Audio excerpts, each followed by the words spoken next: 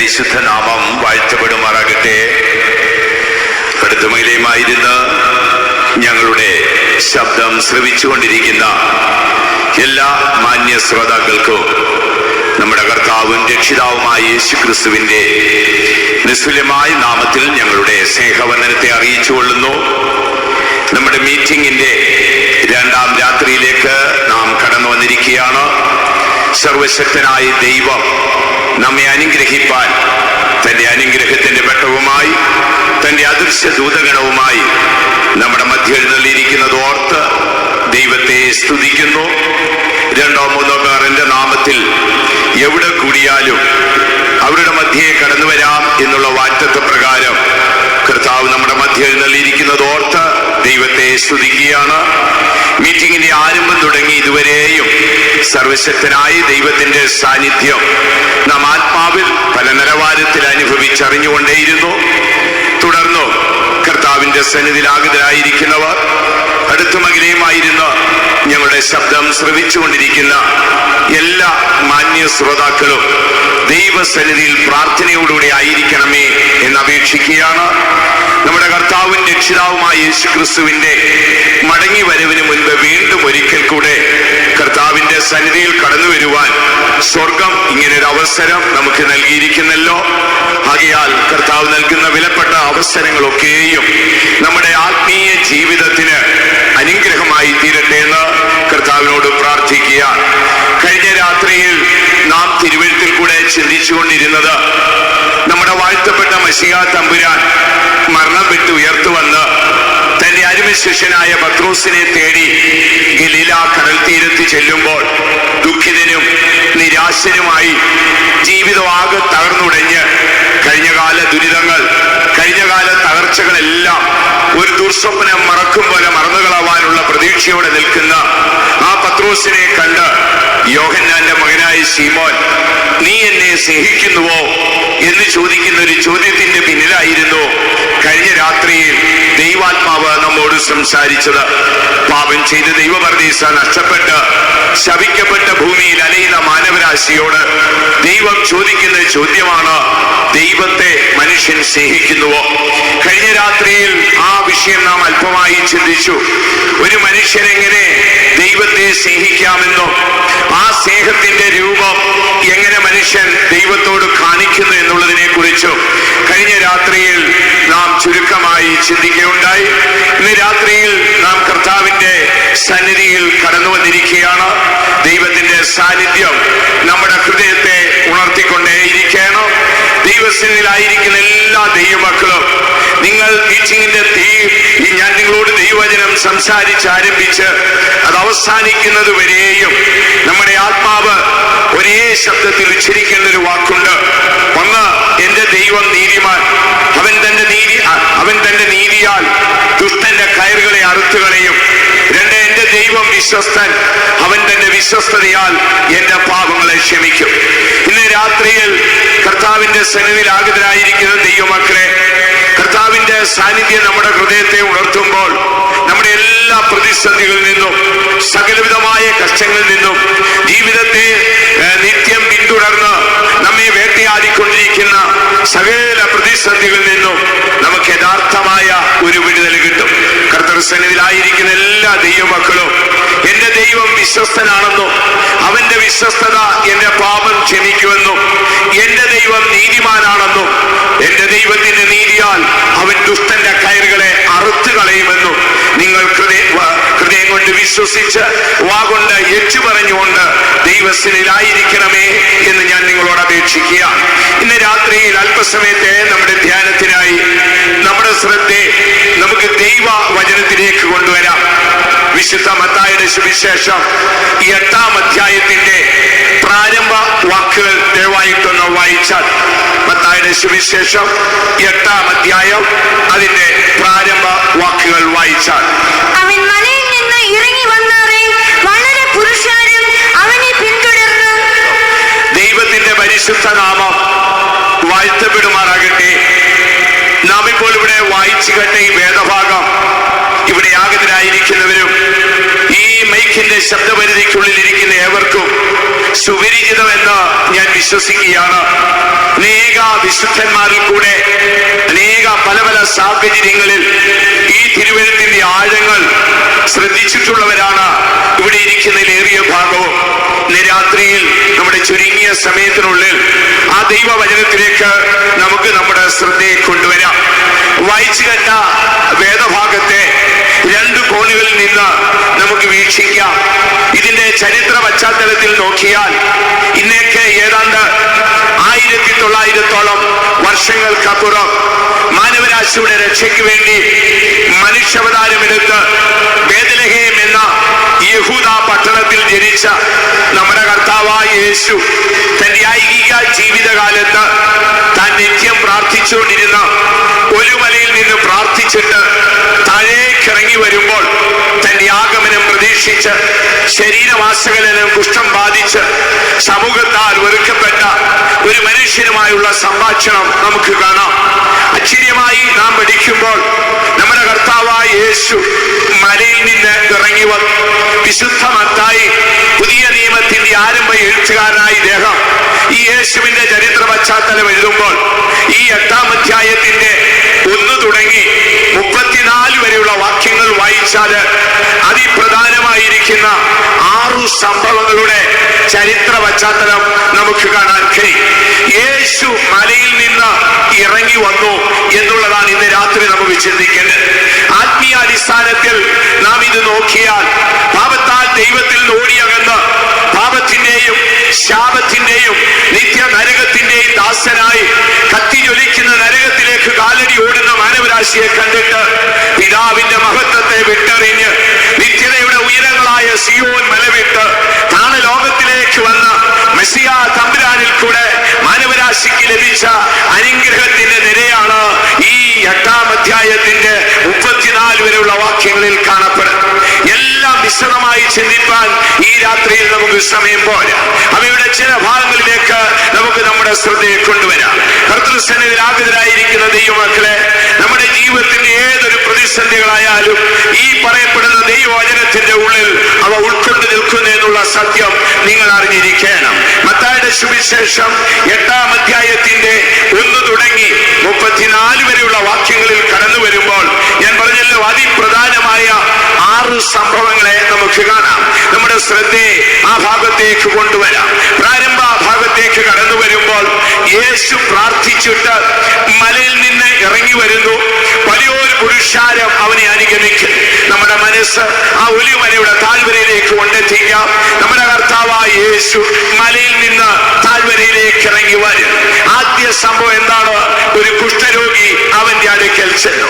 അവൻ കർത്താവിനെ കണ്ട് കൈകൂപ്പിക്കൊണ്ട് പറഞ്ഞു, കർത്താവേ, യേശുവേ, ഞാനൊരു കുഷ്ഠരോഗിയാണ്, നിനക്കെന്നെ ശുദ്ധനാക്കാൻ മനസ്സുണ്ടോ? ആ ദൈവവചനത്തിലേക്ക് നമുക്ക് നമ്മുടെ ശ്രദ്ധയെ കൊണ്ടുവരാം. മത്തായിയുടെ സുവിശേഷം 8-ാം അധ്യായം 2-ഉം 3-ഉം വാക്യങ്ങൾ വായിച്ചാൽ അപ്പോൾ ഒരു കുഷ്ഠരോഗി വന്ന് അവനെ നമസ്കരിച്ച് കർത്താവേ, നിനക്ക് മനസ്സുണ്ടെങ്കിൽ ശ്രദ്ധിക്കുക, നീ എന്നെ ശുദ്ധനാക്കണമേ. മൂലഭാഷയിൽ കൊടുത്തിരിക്കുന്നത്, കർത്താവേ, ഞാനൊരു കുഷ്ഠരോഗിയാണ്, നിനക്കെന്നെ ശുദ്ധനാക്കാൻ നിനക്ക് മനസ്സുണ്ടോ?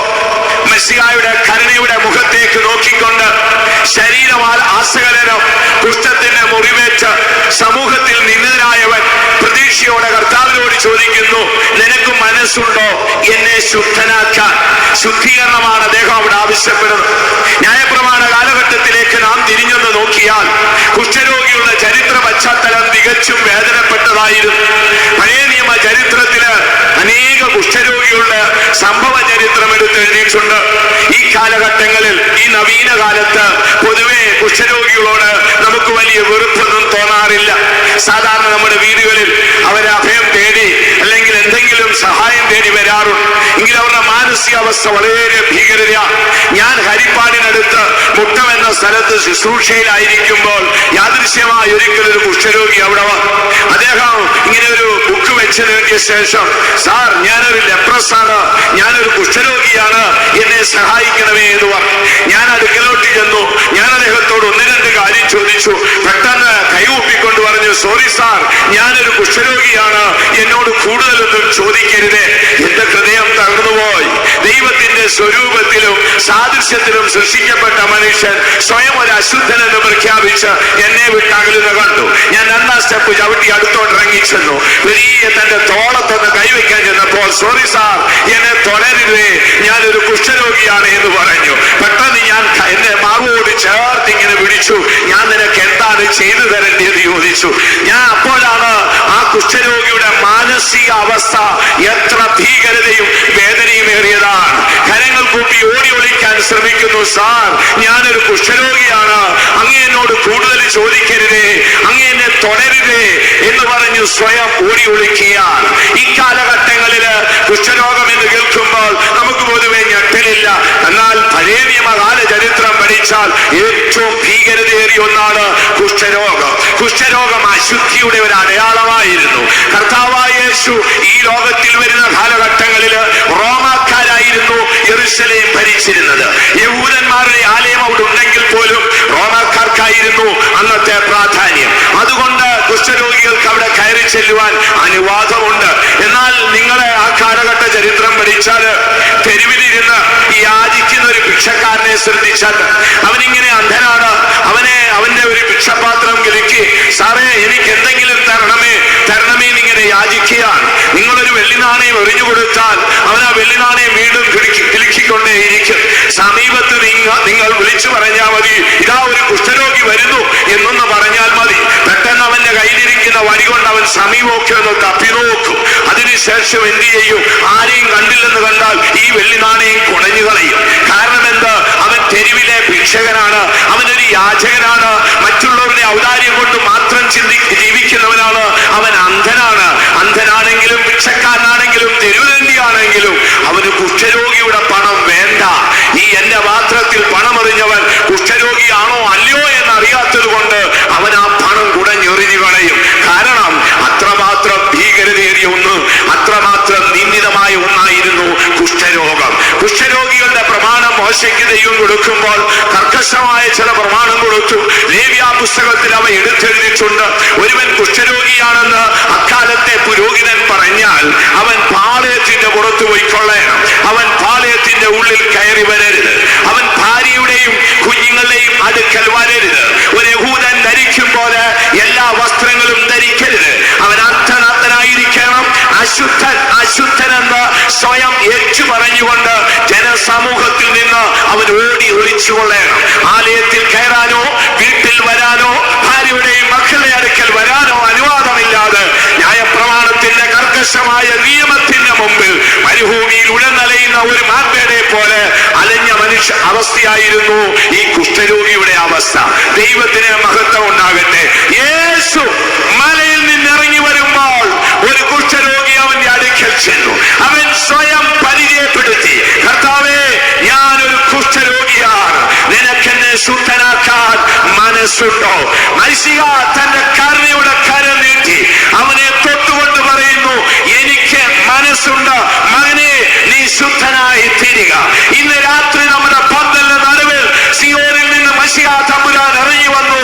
അവന്റെ അടുക്കൽ ചെന്ന് എന്നെ ശുദ്ധനാക്കണമേ എന്ന് യാചിച്ചാൽ ഈ രാത്രി അവൻ നമ്മെ ശുദ്ധനാക്കും. വിശ്വസിക്കുന്നവർ കരങ്ങൾ ഉയർത്തി ശക്തിയോടെ ഒരു ഹല്ലേലൂയ പറഞ്ഞാട്ട്.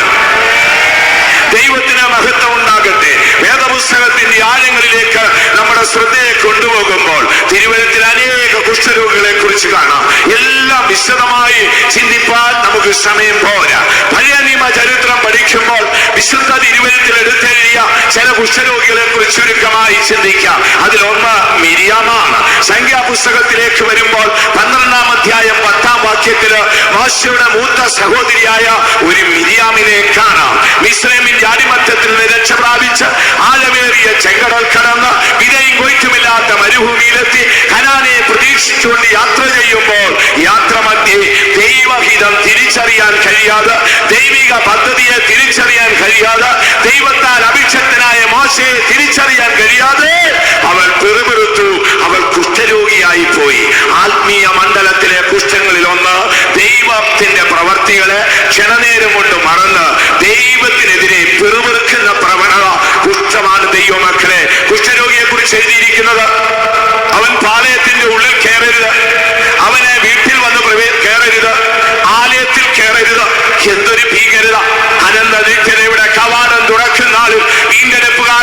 മിശിഹായെയും അവന്റെ പരിശുദ്ധനിടത്താൽ വീണ്ടെടുക്കപ്പെട്ട വിശുദ്ധന്മാരെയും സ്വർഗത്തിലെ കോടാനുകോടി ദൂതന്മാരെയും കാണുമെന്നുള്ള പ്രതീക്ഷയോടെ ഇന്ന് രാത്രി കർത്തൃസന്നിധിയിലാഗതരായിരിക്കുന്ന ദൈവമക്കളെ പരിശുദ്ധാത്മാവ് ഈ രാത്രി നിന്നോട് പറയുന്നു, യാതൊരു അശുദ്ധനും മ്ലേച്ഛത പ്രവർത്തിക്കുന്നവനും ദൈവത്തിന്റെ നഗരത്തിൽ പ്രവേശിക്കത്തില്ല. ഈ രാത്രി നമ്മുടെ ശുദ്ധീകരണത്തിന്റെ രാത്രിയായി തീരട്ടെ. യേശു മലയിൽ നിന്ന് ഇറങ്ങി വന്നിരിക്കുന്നു. എന്താണ് അവളുടെ കുഷ്ഠം? അത് പിറുപിറുപ്പാണ്.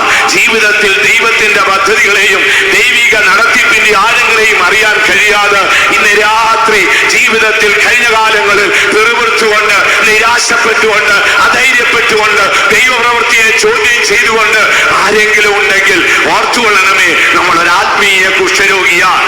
പക്ഷേ പുറമേ അതൊന്നും അറിയത്തില്ല. നല്ല കണ്ണുകൾക്ക് ഇമ്പമായ, അല്ലെങ്കിൽ മറ്റുള്ളവർക്ക് ഇമ്പമാകുന്ന രീതിയിൽ നയനമനോഹരമായ വസ്ത്രങ്ങളൊക്കെ അണിഞ്ഞ് സമൂഹത്തിൽ മാന്യരായി ജീവിച്ചേക്കാം. ഇന്ന് രാത്രി സ്വന്തം പ്രാണനെ തിരിഞ്ഞൊന്ന് നോക്കുവേ. ചീഞ്ഞുനാറി ദുർഗന്ധം ഭവിക്കുന്ന ഒരു കുഷ്ഠരോഗിയുടെ ശവക്കുടീരമാണോ നമ്മുടെ മനസ്സ്? നമ്മുടെ യേശു വരാറായി. ഇന്ന് രാത്രി കർത്താവിനോട് പ്രാർത്ഥിക്കണം, ഞാനൊരു കുഷ്ഠരോഗിയാണ് യേശുവേ, നീ മലയിൽ നിന്ന് ഇറങ്ങി വന്നെന്ന് എനിക്കറിയാം. നിന്റെ അത്ഭുതങ്ങളെ മറന്ന് ഞാൻ പിറുപിറുത്തു പോയിട്ടുണ്ട്. പലപ്പോഴും ഞാൻ നിനക്കെതിരെ സംസാരിച്ചിട്ടുണ്ട്. സോറി, എന്നോട് ക്ഷമിക്കണമെന്ന് ഇന്ന് രാത്രി ദൈവത്തോട് യാചിക്കാം. രണ്ടാമത്തെ ഭാഗം ഒരു ഉസിയാവെന്ന രാജാവിന്റെ കുഷ്ഠമാണ്. രാജാക്കന്മാർ ദിനവൃത്താന്ത പുസ്തകത്തിലേക്ക് വരുമ്പോൾ ഉസിയാവെന്നൊരു രാജാവിനെ കാണാം. ഇവൻ യഹൂദയിലെ രാജാവാണ്. ഇവന്റെ കുഷ്ഠം പൊങ്ങിയത് ആലയത്തിലാണ്. അതിൽ നിന്ന് നിങ്ങൾക്ക് മനസ്സിലാക്കാം, ഇവൻ ദാവീദിന്റെ കൊച്ചുമോനാണ്. ദാവീദിന്റെ മകനായ ശലോമോന്റെ വംശത്തിലാണ് ഈ മഹാനായ ഉസിയാവ് ജനിച്ചത്. അവന്റെ കുഷ്ഠം നെറ്റിമേൽ പൊങ്ങി. ഈ യഹൂദ എന്ന വാക്കിന്റെ അർത്ഥം ദൈവത്തെ സ്തുതിക്കുക എന്നുള്ളതാണ്. ഈ യഹൂദ വംശത്തിൽപ്പെട്ട് ദൈവത്തെ സ്തുതിക്കുന്ന ഉസിയാവിന്റെ നെറ്റിയിൽ ആലയത്തിൽ വെച്ച് കുഷ്ഠം പൊങ്ങി. ഇത് നമ്മുടെ ആത്മീക നിഗളത്തെ കാണിക്കുകയാണ്. ദൈവം ഒരു വിധത്തിലുള്ള നിഗളവും ഇച്ഛിക്കുന്നില്ല. ദൈവമക്കളെ, നമ്മുടെ പ്രാർത്ഥനയിലോ നമ്മുടെ സ്വഭാവ ഗുണത്തിലോ നമ്മുടെ ആത്മീയമായ ഏതെങ്കിലും ഒരു നിലവാരത്തിലോ നാം നിഗളിപ്പാൻ ദൈവം ഒരിക്കലും ഇഷ്ടപ്പെടുന്നില്ല. ഒരു നിഗളികളോടും ദൈവം സഹതാപം കാണിക്കുന്നില്ല. സകല നിഗളികളോടും ദൈവം എതിർത്ത് നിൽക്കുന്നു എന്നാണ് വിശുദ്ധ തിരുവെഴുത്തിൽ എഴുതിയിരിക്കുന്നത്. ആകയാൽ ഉസിയാവിന്റെ ആ നിഗളം ആത്മീക നിഗളമാണ്. ഇന്ന് രാത്രിയിൽ ആത്മീയ നിഗളം നമ്മളെ അടക്കി വാഴുന്നു. ഒരു നിമിഷം നമുക്ക് തിരിഞ്ഞു നോക്കാം. സമൂഹമധ്യേ നീ ഒരു മാന്യനായിരിക്കാം, സമൂഹത്തിൽ ഒരു ആത്മീയനെ പോലെ നടിച്ചേക്കാം. എന്നാൽ യഹോവയുടെ സിംഹാസനത്തോളം ഉയർന്നു നിൽക്കുന്ന നിഗളത്തിന്റെ മകുടമാണോ നിന്റെ മനസ്സെന്നുള്ളത് ഇന്ന് രാത്രി ആരാഞ്ഞു നോക്കുവേ. മടങ്ങിപ്പോകാം. യേശു മലയിൽ നിന്ന് ഇറങ്ങി വന്നിട്ടുണ്ട്. ഈ രാത്രി അവൻ നിന്നെ ശുദ്ധനാക്കും. മൂന്നാമതായി തിരുവഴുത്തിലേക്ക് കടന്നു വരുമ്പോൾ അവിടെ ഒരു നിഗളിയെ കാണാം. അവനൊരു നയമാനാണ്. അവന്റെ നിഗളം ആത്മീയമല്ല, അത് ഔദ്യോഗിക നിഗളമാണ്. ആരാൻ രാജാവിന്റെ സേനാധിപതിയായ നയമാൻ, പോയ യുദ്ധങ്ങളിലൊക്കെ ജയിച്ചവൻ, ആരാൻ രാജാവ് ഏറ്റവും അംഗീകരിച്ചവൻ, ഒരു ദിവസം അവനവന്റെ പ്രൗഢിയോടെ, അവന്റെ അഹങ്കാര മനസ്സോടെ, അവന്റെ അഹംഭാവത്തോടെ, അവന്റെ അഹങ്കാരത്തിന്റെ അന്ധതയോട് അവൻ ഏലിശായെ തേടി യാത്രയായി. അവന്റെ നിഗളം ആത്മീക നിഗളമല്ല, അധികാരത്തിന്റെ നിഗളമാണ്. സ്ഥാനമാനത്തിന്റെ നിഗളം നമ്മെ പിന്തുടരുന്നു. ഏലിശ നമ്മുടെ മുഖം കാണാൻ ഇഷ്ടപ്പെടുന്നില്ല. ആരാൻ രാജാവിന്റെ എഴുത്തും വാങ്ങി ഇസ്രായേൽ പ്രവാചകനെ തേടി വരുന്ന രംഗം വളരെ അത്ഭുതമാണ്. പ്രവാചകന് ഉള്ളിലിരുന്ന് പ്രാർത്ഥിക്കുക. സഹായിയായ ഒരാൾ ഇറങ്ങി വന്നു. ഓടിച്ചെന്നകത്തി എന്ന് പറഞ്ഞു, പാസ്റ്ററേ, ഇതാ ഒരു ക്യാപ്റ്റൻ വന്ന് നിൽക്കുന്നു. ഒരു ആർമി ക്യാപ്റ്റൻ, തന്റെ യൂണിഫോം തന്റെ സ്റ്റാറും ഒക്കെ കണ്ട് ഈ ഭക്തൻ ഓടിച്ചെന്ന് പറഞ്ഞു, പാസ്റ്ററേ, ഒരു ക്യാപ്റ്റൻ, ഒരു ആർമി ക്യാപ്റ്റൻ കേണൽ വന്ന് നിൽക്കുന്നു. അദ്ദേഹം അവിടെ ഇരുന്ന് എന്ത് പറഞ്ഞെന്നറിയോ? അവനോട് യോർദാനിൽ പോയി മുങ്ങിയിട്ട് അങ്ങ് പൊക്കോളാൻ, ഇങ്ങോട്ട് വരണ്ട. ഞാൻ ആ വാക്യം വായിച്ചപ്പോൾ അത്ഭുതപ്പെട്ടു. ഓർത്തോളണം ദൈവമക്കളെ, ഒരു വിധത്തിലുള്ള നിഗളവും ദൈവം തമ്പുരാൻ ഇഷ്ടപ്പെടുന്നില്ല. അത് ആത്മീയ നിഗളമായാലും ഭൗമിക നിഗളമായാലും സ്ഥാനമാനങ്ങളെ ചൊല്ലിയുള്ള നിഗളമായാലും നിന്റെ വ്യക്തിപരമായ ജീവിതത്തിന്റെ വിശുദ്ധിയുടെ ആ വിശുദ്ധിയെ ചൊല്ലിയുള്ള അഹങ്കാരമായാലും ഇല്ല, ദൈവം അത് ഇച്ഛിക്കുന്നില്ല. ദൈവം താഴ്മയുടെ ദൈവമാണ്. ഇന്ന് രാത്രി യേശു മലയിൽ നിന്ന് ഇവിടെ ഇറങ്ങി വന്നിട്ടുണ്ട്. പരമാർത്ഥതയോടെ പ്രാർത്ഥിക്കണം. ഒരു ഒരുപക്ഷെ അവസാനമായി നിങ്ങൾ കേൾക്കുന്ന ദൈവത്തിന്റെ വചനമായിരിക്കും. ഇന്ന് രാത്രി ഞാൻ മറ്റൊരു ദൂത് പ്രസംഗിക്കുവാൻ ക്രമീകരിച്ചുകൊണ്ടിരിക്കെ എന്റെ ആത്മാവിന്റെ ഹൃദയത്തെ ഉണർത്തിയിട്ടാണ് ഈ വചനം ഞാൻ നിങ്ങളോട് പറയുന്നത്. യേശു മലയിൽ നിന്ന് ഇറങ്ങി വന്നിട്ടുണ്ട്. ഈ രാത്രിയിൽ പരമാർത്ഥതയോടെ പോയി പറഞ്ഞാൽ കർത്താവ് നമ്മെ വിശുദ്ധീകരിക്കും. ഒരു വിധത്തിലുള്ള നികളവും ദൈവം ഇഷ്ടപ്പെടുന്നില്ല. ഉസിയാവേ, നിന്റെ ആത്മീയ നികളം ദൈവം ഇഷ്ടപ്പെടുന്നില്ല. മിരിയാമേ, ദൈവഹിതത്തിനെതിരെയുള്ള നിന്റെ പിറുപിറുപ്പ് ദൈവം അംഗീകരിക്കുന്നില്ല. അതിനുപരിയായി ഇപ്പോൾ നാം വായിച്ചല്ലോ, നഹമാൻ അവൻ പരാക്രമശാലിയാണ്, പോകുന്ന യുദ്ധങ്ങളിലൊക്കെ ജയിച്ചിരുന്നു. മറ്റൊരു വാക്ക് അവിടെ എഴുതിയിരിക്കുന്നത്, ദൈവം അവനോട് കൂടെ ഉണ്ടായിരുന്നു. ഞാൻ അത് അത്ഭുതപ്പെടാറുണ്ട്. അവൻ കുഷ്ഠരോഗിയാണ്, എങ്കിലും അവന്റെ ജീവിതം ചീഞ്ഞു നാറുന്നതാണ്. ഇനി നമുക്കൊരു മറ്റൊരു കുഷ്ഠരോഗിയെ കാണാം. അത് എലീശായുടെ ശിഷ്യനാണ് ദൈവമക്കളെ. ഇത് നാല് വശങ്ങളിലാണ് ഈ കുഷ്ഠം നിൽക്കുന്നത്. ഒന്ന്, വീണ്ടെടുക്കപ്പെട്ട ഇസ്രായേൽ പാളയത്തിൽ ദൈവ നടത്തിപ്പിനെതിരെ പിറുപിറുക്കുന്ന മിരിയാമും, രണ്ട്, ആലയത്തില് ആ വിശുദ്ധിയുടെ സ്ഥാനത്ത് നിൽക്കുന്ന ആ അഹങ്കാരത്തിൽ ഉളവായി വരുന്ന നികളവും, അടുത്ത ഭാഗം നാം ചിന്തിച്ചല്ലോ, നയമാൻ തന്റെ ഔദ്യോഗിക പദവിയുടെ നികളവും. നാലാമതിനി ഒരു നികളമുണ്ട്, അത് ഗേഹസിയുടെ നികളമാണ്. ആ നികളത്തിന് ബൈബിൾ ദ്രവ്യാഗ്രഹം എന്നാണ് എഴുതിയിരിക്കുന്നത്. ദ്രവ്യാഗ്രഹം സകലവിധ ദോഷത്തിനും മൂലമല്ലോ, ഉള്ളത് കൊണ്ട് തൃപ്തിപ്പെടുകയും ഞാൻ നിങ്ങളെ അനാഥരായി വിടത്തില്ലെന്ന് പറയുന്ന കർത്താവിന്റെ വാഗ്ദത്തങ്ങളിൽ വിശ്രമിക്കാം. ഇന്ന് രാത്രി ഒരു നിമിഷം നീ നിന്നോട് തന്നെ ചോദിച്ചാൽ നിന്റെ അവസ്ഥ എന്താണ്? ആത്മീയ നിഗളം നിന്റെ ഹൃദയത്തിലുണ്ടോ? നിന്റെ ആ ഔദ്യോഗിക പദവിയുടെ നിഗളം നിന്റെ ജീവിതത്തിലുണ്ടോ? ദൈവഹിതത്തിന് അന്യമായി ദൈവം ചെയ്ത നന്മകളെ മറന്ന് ഏറ്റവും ചെറിയ കാര്യത്തിന് നീ ദൈവത്തോട് മത്സരിക്കുകയാണോ? നിത്യതയാണ് നിന്റെ വാസസ്ഥലമെന്ന് അറിഞ്ഞിട്ടും ഈ ലോകത്തിന്റെ ചേച്ചൂട്ടയിൽ കിടന്നുകൊണ്ട് നിന്റെ ജീവിതം ദ്രവ്യാഗ്രഹത്തിന് പിന്നാലെ ഓടുകയാണോ? ഓർത്തുകൊള്ളണമേ, ഈ നയമാന്റെ മുഖം കാണാൻ എലീശ ഇഷ്ടപ്പെടുന്നില്ല. ഈ രാത്രിയിൽ യേശു മലയിൽ നിന്ന് ഇറങ്ങി വന്നിട്ടുണ്ട്. കുഷ്ഠരോഗി എന്നിട്ട് പറഞ്ഞത്, കർത്താവേ എന്നെ സൗഖ്യമാക്കണമേ എന്നല്ല. അവൻ പറയുന്നത്, കർത്താവേ എന്നെ ഒന്ന് ശുദ്ധനാക്കണമെന്നാണ്. അപ്പോൾ അദ്ദേഹത്തിന് അറിയാം, ഇവൻ വിചാരിച്ചാൽ എന്നെ ശുദ്ധനാക്കും. ന്യായപ്രമാണം എന്നോട് പറഞ്ഞത് പാളയത്തിന്റെ പുറത്തു പോകണമെന്നാ. പാളയത്തിന്റെ പുറത്തുപോയി അർത്ഥനഗ്നനായി ജീവിക്കുവാൻ ന്യായപ്രമാണം പറയുമ്പോൾ, ഇതാ നസ്രത്തിൽ നിന്ന് ഒരുവൻ വന്നു, അവനിൽ ഒരു വലിയ പ്രതീക്ഷയുണ്ട്. ചെന്ന് ചോദിച്ചത് എന്തെന്നറിയാമോ? എന്നെ ഒന്ന് ശുദ്ധനാക്കാമോ? അപ്പോൾ അവിടെ വിശുദ്ധീകരണമാണ് ആവശ്യം. ഇന്ന് രാത്രി യേശുവിന്റെ അടുക്കൽ നമുക്ക് പോകാം. ഞാൻ പറഞ്ഞല്ലോ, മെസ്സിഹായുടെ മടങ്ങി വരവ് ഏറ്റവും അധികം അടുത്തുപോയി. ഓരോ നാളും ഞാനത് പ്രതീക്ഷിക്കുന്നു. കാര്യം, വിശുദ്ധ തിരുവെഴുത്തിന്റെ സംഭവം പഠിച്ചാല് വിശുദ്ധ ബൈബിളില് ഏതാണ്ട് 8000 പ്രവചനങ്ങളും 8000 വാഗ്ദത്തങ്ങളും 1000ഓളം പ്രവചനങ്ങളും ഉണ്ട് ദൈവമക്കളെ. ഈ 1000ഓളം പ്രവചനത്തിന് ഏതാണ്ട് 93.5% പ്രവചനം ഈ കാലഘട്ടങ്ങൾക്കുള്ളിൽ നിവർത്തിക്കപ്പെട്ടു കഴിഞ്ഞു. നന്നായി അറിഞ്ഞുകൊള്ളണമേ, നാം പ്രതീക്ഷിക്കും പോലെ ഒരു കാലം നമ്മുടെ മുൻപിൽ ഇല്ല. നമ്മുടെ യേശു വരാറായി. അവനെ എതിരേൽക്കേണ്ട കാലം അടുത്തുപോയി. കർത്താവായ യേശുവിന്റെ കൃപയാലും പരിശുദ്ധാത്മാവിന്റെ ശക്തിയാലും ഈ കൂട്ടായ്മയിലേക്ക് നമ്മെ വിളിച്ച നമ്മുടെ ദൈവത്തിന്റെ വിശ്വസ്തതയാലും കർത്താവ് ഗംഭീരനാദത്തോടെ, പ്രധാന ദൂതന്റെ ശബ്ദത്തോടെ, ദൈവത്തിന്റെ കാഹളത്തോടെ സ്വർഗത്തിൽ നിറങ്ങി വരുമ്പോൾ അവനെ എതിരേൽപ്പാൻ അവന്റെ കരുണയാൽ നാം പുറപ്പെടും. വിശ്വസിക്കുന്നവർ കരങ്ങൾ ഉയർത്തി ശക്തിയോടെ ഒരു ഹല്ലേലൂയ പറഞ്ഞാട്ടെ. ആകയാൽ ഇന്ന് രാത്രി മലയിൽ നിന്ന് ഇറങ്ങി വരുന്ന യേശുവിനെ നമുക്ക് കാണാം. പരമാർത്ഥതയോടെ കർത്താവിന്റെ അടുക്കൽ നമുക്ക് പോകാം. എന്റെ കർത്താവേ, എന്റെ അവസ്ഥ ഇന്നതാണ്, നീ എന്നോട് കരുണ തോന്നണമേ. പരമാർത്ഥതയിൽ കരഞ്ഞു പ്രാർത്ഥിച്ചാൽ നിശ്ചയം കർത്താവ് തന്റെ കരുണയുടെ കരം നമുക്ക് നീട്ടും. യേശു കൈനീട്ടി അവനെ തൊട്ടു. എനിക്ക് മനസ്സുണ്ട്, നീ ശുദ്ധനാകാം. ഇന്ന് രാത്രി ആ വചനം കേട്ടേ നിങ്ങൾ പോകാവൂ. ഇതുവരെ നമ്മെ അടക്കി വാണ സകല പാപത്തിന്റെയും കുഷ്ഠം ഈ രാത്രി വിട്ടുപോകട്ടെ. പന്തലിന്റെ നടുവിൽ യേശുനിപ്പുണ്ട്. അവൻ പറയുന്നു, എനിക്ക് മനസ്സുണ്ട്, നീ ശുദ്ധനായി തീരുക. യേശു മലയിൽ നിന്ന് ഇറങ്ങി വന്നിരിക്കും. എന്തിന്? നമ്മെ വിശുദ്ധീകരിക്കാൻ. പരമാർത്ഥതയോടെ കരഞ്ഞു പ്രാർത്ഥിച്ചാൽ കർത്താവ് തന്റെ നീതിയാൽ ആ വചനം നമ്മുടെ ജീവിതത്തിൽ നിവർത്തിച്ചു തരും. ദൈവത്തിന് മഹത്വം ഉണ്ടാകട്ടെ. ഈ രാത്രിയിൽ നമുക്ക് നമ്മെ തന്നെ താഴ്ത്താം. ദൈവമക്കളെ, ഹൃദയാവസ്ഥ ദൈവത്തോട് തുറന്നു പറയാം. കർത്താവേ, നിന്റെ വരവാണ് എന്റെ പ്രതീക്ഷ. പ്രതീക്ഷ. എപ്പോഴെന്ന് ഞാൻ അറിയുന്നില്ല. കാഹളം ധ്വനിക്കും. ആ ക്ഷണത്തിൽ എന്റെ ശരീരം രൂപാന്തരപ്പെടണമേ. ഞാൻ ഉയർത്തു വരുമ്പോൾ നിന്റെ മുഖം കാണണമേ. അനന്ത നിത്യതയിൽ ജീവന്റെ പുസ്തകത്തിൽ എന്റെ പേര് കാണണമേ. എന്റെ അവകാശം ആർക്കും ആകാതെ നിന്റെ നീതിയിൽ എന്നെ സൂക്ഷിക്കണമെന്ന് ഇന്ന് രാത്രി നമുക്ക് കർത്താവിനോട് പ്രാർത്ഥിക്കാം. അടുത്ത ഭാഗത്തേക്ക് നമുക്ക് കടന്നു വരാം.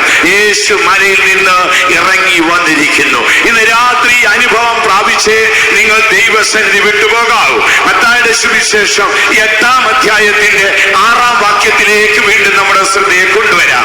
അവിടെ യേശു മലയിൽ നിന്ന് ഇറങ്ങി വരുമ്പോൾ ഒരു പക്ഷവാതക്കാരന് അവന്റെ കഠിന വേദനയിൽ നിന്ന് ആശ്വാസം നൽകി. വായിച്ചാൽ, കർത്താവേ, എന്റെ ബാല്യക്കാരൻ പക്ഷവാതം പിടിച്ച് കഠിനമായി വേദനപ്പെട്ട് വീട്ടിൽ കിടക്കുന്നു എന്ന് അപേക്ഷിച്ചു പറഞ്ഞു. ദൈവത്തിന് മഹത്വം ഉണ്ടാകട്ടെ. യേശു മലയിൽ നിന്ന് ഇറങ്ങി വന്നാൽ ഒന്നാമത് ജീവിതത്തിൽ സംഭവിക്കുന്നത് ശുദ്ധീകരണമാണ്. പരമാർത്ഥതയോടെ കർത്താവിന്റെ അടുക്കൽ ചെന്ന് ഹൃദയാവസ്ഥ തുറന്നു പറഞ്ഞാൽ നിശ്ചയമായും കർത്താവ് അത് അംഗീകരിക്കും. ഞാനൊരു കുഷ്ഠരോഗിയാണ്, നീ എന്നെ ശുദ്ധനാക്കണമേ എന്ന് പറഞ്ഞാൽ യേശു കൈ നീട്ടി തൊട്ടു. രണ്ടാമത്തെ വചനത്തിലേക്ക് കടന്നു വരുമ്പോൾ ഒരു പക്ഷവാതക്കാരൻ, അവനല്ല യാചിക്കുന്നത്, അവന്റെ യജമാനനാണ്. ഒരു ശതാധിപൻ യേശുവിന്റെ അടുക്കൽ വന്നു. അവൻ വന്നിട്ട് പറഞ്ഞു, കർത്താവേ, എന്റെ ദാസൻ പക്ഷവാതം പിടിച്ച് കഠിനമായ വേദനയിലാണ്, അവനെ ഒന്ന് സൗഖ്യമാക്കാമോ? നോക്കിക്കൊള്ളണമേ, ഈ യജമാനൻ വന്ന് ഈ ദാസന് വേണ്ടി യാചിക്കണമെങ്കിൽ ഈ ദാസൻ എത്ര നല്ലവനാണ്. യേശുവിന്റെ അടുക്കൽ വന്ന് അക്കാലത്തെ ഉയർന്ന ഒരു ശതാധിപൻ വന്ന് പറയുകയാണ്, എന്റെ ദാസൻ അവൻ പക്ഷവാതം പിടിച്ചിരിക്കുന്നു. വിഷയം എന്ത്? അവൻ കഠിനമായ വേദനയിലാണ്. ഇന്ന് രാത്രിയില് ആരെങ്കിലും കഠിന വേദനയോടെ ദൈവസന്നിധിയിലുണ്ടോ? മനുഷ്യന്റെ ജീവിതത്തിന്റെ വേദനകളുടെ ആഴങ്ങൾ പഠിച്ചാൽ അത് 3 രീതിയിലാണ് ദൈവമക്കളെ. ഒന്നാമത്തെ വേദന അത് പാപത്തിന്റെ വേദനയാണ്. പാപം ഒരു വലിയ ശക്തിയാണ്. അതിന്റെ വേദന ഭയങ്കര ഭീകരമാണ്. ഒരുവൻ പാപിയാണെങ്കിൽ അവന്റെ വേദന അവന്റെ ആത്മാവിലാണ്. അടുത്തത്, അവൻ രോഗിയാണെങ്കിൽ അവന്റെ വേദന ശരീരത്തിലാണ്. 3, അവൻ മാനസിക സംഘർഷങ്ങളിലാണെങ്കിൽ അവന്റെ വേദന അത് മനോവേദനയാണ്. ഇവൻ പക്ഷവാതം പിടിച്ച് കഠിന വേദന കടിമയായി കിടക്കും. യേശുവിനോട് പറയാണ്, എന്റെ ദാസന് കഠിന വേദനയാണ്, അവനെ ഒന്ന് ആശ്വസിപ്പിക്കാമോ? ഇന്ന് രാത്രി യേശു മലയിൽ നിന്ന് ഇറങ്ങി വന്നിട്ടുണ്ട്. അവൻ നമുക്ക് ആശ്വാസം തരും. നമ്മുടെ വേദന എന്താണ് ദൈവമക്കളെ? പാപത്തിന്റെ വേദനയാണോ? ഭക്തനായ ദാവീദ് ദൈവനിയോഗത്താൽ ഇസ്രായേലിൽ രാജാവായി ഏറിയ നാളുകൾക്കപ്പുറം അവൻ ഒരു ദിവസം പിശാചിന്റെ കണിയിൽ അകപ്പെട്ടുപോയി. യുദ്ധത്തിനായി അഭിഷേകം ചെയ്ത അഭിഷക്തനായ രാജാവായ ദാവീദ് യുദ്ധനാളുകളിൽ ദേവദാരു കൊണ്ടുള്ള അരമനയിൽ അവൻ ഉറങ്ങി. അവന്റെ കാലടികൾ വഴുതി പിശാചിന്റെ കണിയിൽ അകപ്പെട്ടുപോയി. ഭീകരമായൊരു പാപം. ഒന്നിൽ നിന്ന് തെറ്റി അവൻ മറ്റൊന്നിലേക്ക് പോയി. ആ പാപം 8 മാസത്തോളം ആരോരും അറിയാതെ സൂക്ഷിക്കപ്പെട്ടു. പിൽക്കാലത്ത് ദൈവം ശമൂവേലിന് ശേഷം ഇസ്രായേലിൽ എഴുന്നേൽപ്പിച്ച നാഥാൻ എന്നൊരു പ്രവാചകന്റെ മനസ്സുണർത്തി. സംഭവം ദൈവം നാഥാനോട് പറഞ്ഞു. നാഥാൻ ചെന്ന് ദാവീദിനോട് അവന്റെ പാകപ്പിഴകളെ വർണ്ണിച്ചു കൊടുത്തു. യെരൂശലേം എന്ന സമാധാന നഗരത്തില് സമ്പന്നനായ ഒരു ദുർമോഹി ദരിദ്രന്റെ ആടിനെ പിടിച്ചു വന്ന ആ മനോഹര കഥയുടെ മുൻപിൽ ദാവീദ് തകർന്നുടഞ്ഞു. രാജവസ്ത്രം കീറി അവൻ വെണ്ണീരിലിരുന്ന് കരഞ്ഞു. അവൻ ദൈവത്തോട് പറഞ്ഞു, ദൈവമേ, എന്റെ പാപ നിമിത്തം എന്റെ ആസ്തി വരെ ഉരുകൊണ്ടിരിക്കുന്നു. എന്റെ അകൃത്യ നിമിത്തം എന്റെ വ്രണമെല്ലാം ചീഞ്ഞു നാറുന്നു. പ്രിയ ശ്രോതാക്കളെ, ഏറ്റവും വലിയ പാപം, ഏറ്റവും വലിയ വേദന പാപത്തിന്റെ വേദനയാണ്. ഈ രക്ഷിക്കപ്പെട്ട നീതിയിലേക്ക് വന്നിട്ടുള്ളവര് നമുക്കൊന്നും നല്ലൊരു ഭാഗം ഇതിനെ കുറിച്ച് അറിഞ്ഞുകൂടാ. കാര്യം നമ്മുടെ ജന്മവും ജീവിതവും ഒക്കെ ഏറിയ ഭാഗവും പെന്തിക്കോസ് പശ്ചാത്തലത്തിലാണ്. ആകയാൽ അങ്ങനെയുള്ള ആ വേദനപ്പെട്ട് ദിനംപ്രതി ദുർഗന്ധം ഭവിക്കുന്ന പാപങ്ങളിലൊന്നും കൃപയാൽ നമ്മുടെ കാലടികൾ ഓടിയിട്ടില്ല. അതുകൊണ്ട് അങ്ങനെയുള്ള പാപമോ വലിയ അതിയായ കുറ്റബോധമൊന്നുമില്ല. എങ്കിലും ശുദ്ധമനസാക്ഷിയിൽ ആഴത്തിൽ മുറിവേൽക്കുമ്പോൾ അത് വിറയ്ക്കുന്നതാണ്. എന്റെ കുട്ടിക്കാലത്ത് ഞാൻ 7-ാം ക്ലാസ്സിൽ പഠിക്കുമ്പോൾ അന്ന് ആ സ്കൂളിലുള്ള എല്ലാവർക്കും അറിയാൻ ഞാൻ പെന്തിക്കോസ്തുകാരനാണ്. എന്നോടുകൂടെ ഒരു ബ്രാഹ്മണ പെൺകുട്ടി ഉണ്ടായിരുന്നു. അത് ആ കുട്ടിയായിരുന്നു ക്ലാസ്സിലെ ലീഡർ. ഏതോ ഒരു ദിവസം എന്തോ ഒരു കാര്യം എഴുതിക്കൊണ്ടുവരാനോ കൊണ്ടുവന്നില്ല. ഞങ്ങൾ എല്ലാവരെയും എഴുന്നേൽപ്പിച്ചു നിർത്തി. ആ സാർ അടിച്ചു. എന്നാൽ ഈ കുട്ടി ക്ലാസ്സിലെ ലീഡറാണ്. പേര് ഗംഗയെന്നാണ്. ആ കുട്ടി സാറേ ഞാൻ മറന്നുപോയി എന്ന് പറഞ്ഞു. ആർക്കും ദുഃഖമൊന്നും തോന്നിയിട്ടില്ല. ആ കുട്ടി സ്കൂളിൽ തന്നെ ഏറ്റവും മെച്ചമായി പഠിക്കും. അതിന്റെ ബാക്ക്ഗ്രൗണ്ട് ബ്രാഹ്മണരാണ്. അതുകൊണ്ട് എല്ലാവർക്കും ഒരു ബഹുമാനമുണ്ട്. ഗംഗ അവിടെ ഇരുന്നാട്ടെ എന്ന് സാറ് പറഞ്ഞു. ഗംഗ അവിടെ ഇരുന്നു. ക്ലാസ് എല്ലാം തീർന്നു. സാറ് ഓഫീസ് റൂമിലേക്ക് പോയി. 5 നിമിഷം കഴിഞ്ഞപ്പോൾ ഗംഗ കരഞ്ഞു തുടങ്ങി. ഗംഗ വാവിട്ട് കരഞ്ഞു. ആർക്കും അതിനെ സഹായിക്കാൻ ഒക്കുന്നില്ല. സംഭവം എന്താണ്? പെട്ടെന്ന് അടുത്ത സാറ് വന്നു. എന്ത് സംഭവിച്ചു ചോദിച്ചു. കരഞ്ഞോണ്ട് പറഞ്ഞു, സാർ ഞാനൊരു പൊളി പറഞ്ഞു പോയി, ഞാനൊരു കള്ളം പറഞ്ഞു പോയി, എന്നെ ശിക്ഷിക്കണം, ഞാൻ തെറ്റ് ചെയ്തു പോയി. ഞങ്ങൾ ക്ലാസ് റൂമിലുണ്ട് ദൈവമക്കളെ. അന്നാണ് എന്റെ ഹൃദയം പോഷ്ക്ക് പറയരുതെന്നുള്ളതിന്റെ ആ ഗാംഭീര്യം മനസ്സിലാക്കിയത്. ആ ബ്രാഹ്മണ കുട്ടി കരഞ്ഞു. സാറ് വന്ന് പറഞ്ഞു, പോട്ടെ, സോറി, കുഴപ്പമില്ല ഗംഗ നന്നായി പഠിക്കുന്ന കുട്ടിയാണ്, അബദ്ധം പറ്റിയതല്ലേ എന്ന് പറഞ്ഞു. അല്ല സാർ, ഞാനത് കള്ളമാണ് പറഞ്ഞത്. എനിക്ക് വേണമെങ്കിൽ അത് ഇന്നലെ രാത്രിയിൽ എഴുതാമായിരുന്നു. ഞാൻ അലസതയാണ് ചെയ്തത്, എന്നെ ശിക്ഷിച്ചേ. എന്ത് ചെയ്യാനാ? ആ സാറിനെ മറ്റൊരു ക്ലാസ്സിൽ നിന്ന് വിളിപ്പിച്ചു വരുത്തി ഞങ്ങളെ ശിക്ഷിക്കുന്നത് പോലെ 2 അടി കൈക്ക് കൊണ്ട ശേഷമാണ് ഗംഗ കരച്ചിൽ നിർത്തിയത്. ആ സംഭവം എന്റെ ഹൃദയത്തിന്റെ ആഴത്തിൽ എഴുതി. ഒരു കാരണവശാലും അരുത്. മനസാക്ഷിയുടെ നിർമ്മലത എന്ന് പറയുന്ന ഇതാണ്. ഇന്ന് രാത്രിയിൽ പാപത്തിന്റെ വേദന ഏറ്റുകൊണ്ട്, പാപഭാരം ചുമന്നുകൊണ്ട്, ആശ്രയമറ്റവനായി അലഞ്ഞ് പക്ഷവാതത്തിന്റെ അടിമയായി, ജീവനുണ്ടെങ്കിലും ചലനശേഷിയില്ലാതെ അയ്യോ ഞാൻ അരിഷ്ടനെന്ന് പറയുന്ന പ്രിയ ദൈവ വൈദ്യരേ, ഇന്ന് രാത്രി പാപത്തിന്റെ വേദന മാറ്റുവാൻ യേശു മലയിൽ നിന്ന് ഇറങ്ങി വന്നിട്ടുണ്ട്. വിശ്വസിക്കുന്നവർ കാലങ്ങൾ ഉയർത്തി ശക്തിയോടെ ഒരു ഹല്ലേലൂയ പറഞ്ഞോട്ടെ. പാപത്തിന്റെ വേദന ഭയങ്കരമാ ദൈവമക്കൾ. ചിലരെല്ലാം അവരുടെ ജീവിതങ്ങൾ ഞങ്ങളോട് തുറന്നു പറയുമ്പോൾ ഞാൻ ഭയപ്പെട്ടു വിറച്ചിട്ടുണ്ട്. എത്ര ആശ്വസിപ്പിച്ചാലും എത്ര പറഞ്ഞാലും സാധ്യമാവുകയില്ല. ഒരിക്കലൊരു സഹോദരൻ എന്നോട് പറഞ്ഞു, എന്റെ പൊന്നച്ചായ, അച്ഛൻ നരകത്തിന്റെ ഭീകരത പ്രസംഗിക്കരുതേ. ഞാനൊരു ചിരിയോട് അത് കേട്ടു. പിന്നെ ഞാൻ എന്താ പറയേണ്ടത്? അയ്യോ, കഴിയുന്നിടത്തോളം നരകത്തിന്റെ ഭീകരത പറയരുത്. കാരണം എന്തോ? സാത്താന്റെ മനസ്സിൽ നരകത്തിന്റെ ഭീകര വരച്ചിട്ടിരിക്കുക. എന്റെ ഒരു തെറ്റിനെ ചൊല്ലി രാപ്പകലവൻ എന്നെ വേട്ടയാടി. ആ വാക്ക് കേൾക്കുമ്പോൾ എനിക്ക് ഭയമാണ്. ഇന്ന് രാത്രി ആരെങ്കിലും പക്ഷവാതം പിടിച്ച് ചലനമുണ്ടെങ്കിലും അല്ല ജീവനുണ്ടെങ്കിലും ചലനശേഷിയില്ലാതെ നന്മ ചെയ്യാൻ ആഗ്രഹിച്ചിട്ടും ഇച്ഛിക്കാത്ത തിന്മ ചെയ്തുകൊണ്ട് വർഷങ്ങളായി ആ കുഷ്ഠരോഗിയെ പോലെ ഹൃദയം മുഴുവൻ രോഗം, തല മുഴുവൻ ദീനം, ശരീരം മുഴുവൻ വ്രണം, ഇതാണോ നിന്റെ അവസ്ഥ? യേശു നിന്നെ സ്നേഹിക്കുന്നു. ഇന്ന് രാത്രി നിന്റെ പാപം എത്ര വലുതാകട്ടെ, നിന്റെ രോഗം എത്ര വലുതാകട്ടെ, യേശു മലയിൽ നിന്നിറങ്ങി വന്നിട്ടുണ്ട്. അറിഞ്ഞിട്ട് ദൈവസന്നിധി വിട്ടുപോകാവൂ. നാഥാന്റെ വാക്ക് കേട്ട് ദാവീദ് തന്റെ സങ്കീർത്തന വരികൾ എഴുതി. 51-ാം സങ്കീർത്തനത്തിലും 32-ാം സങ്കീർത്തനത്തിലും 38-ാം സങ്കീർത്തനത്തിലും ആ ദാവീദ് കുറെ വാക്കുകൾ എഴുതിയിട്ടുണ്ട്. ഭീകരതയേറിയ വാക്കുകളാണ്. വായിക്കുന്നവന്റെ ഹൃദയം തകർന്നു പോകും. നിന്നോട് ഞാൻ പാപം ചെയ്തു കർത്താവേ, അയ്യോ നീ എന്നെ തള്ളിക്കളയുമോ? എന്റെ അരിഷ്ടത ഞാൻ അറിയുന്നു. ഭാരമുള്ള ചുമടുപോലെ ഞാൻ ചുമക്കുന്നു. എന്റെ മനസ്സിലൊരു സ്വസ്ഥതയില്ല. ഞാൻ എന്റെ കട്ടിൽ കണ്ണുനീരുകൊണ്ട് നനയ്ക്കുകയാണ്. അയ്യോ നീ എന്റെ പാപം ക്ഷമിക്കുമോ? നിന്റെ കരുണയുടെ ബഹുത്വപ്രകാരം എന്റെ ലംഘനങ്ങളെ ക്ഷമിക്കുമോ? ഇന്ന് രാത്രി ആരെങ്കിലും പാപഭാരങ്ങളാൽ പിടിക്കപ്പെട്ട് മനസാക്ഷിയുടെ ആഴത്തിൽ മുറിവെച്ച് അത് ഞെക്കിക്കഴുകാതെ വ്രണപ്പെട്ടുകൊണ്ട് ചീഞ്ഞ് നാറിക്കൊണ്ടിരിക്കുന്നെങ്കിൽ യേശു മലയിൽ നിന്ന് നമ്മുടെ മധ്യ ഇറങ്ങി വന്നിട്ടുണ്ട്. ശതാധിപൻ ചെന്ന് പറഞ്ഞു, എന്റെ കർത്താവേ, എന്റെ ദാസൻ അവൻ വേദനപ്പെടുകയാണ്, നീ അവനെ ഒന്ന് ആശ്വസിപ്പിക്കുമോ?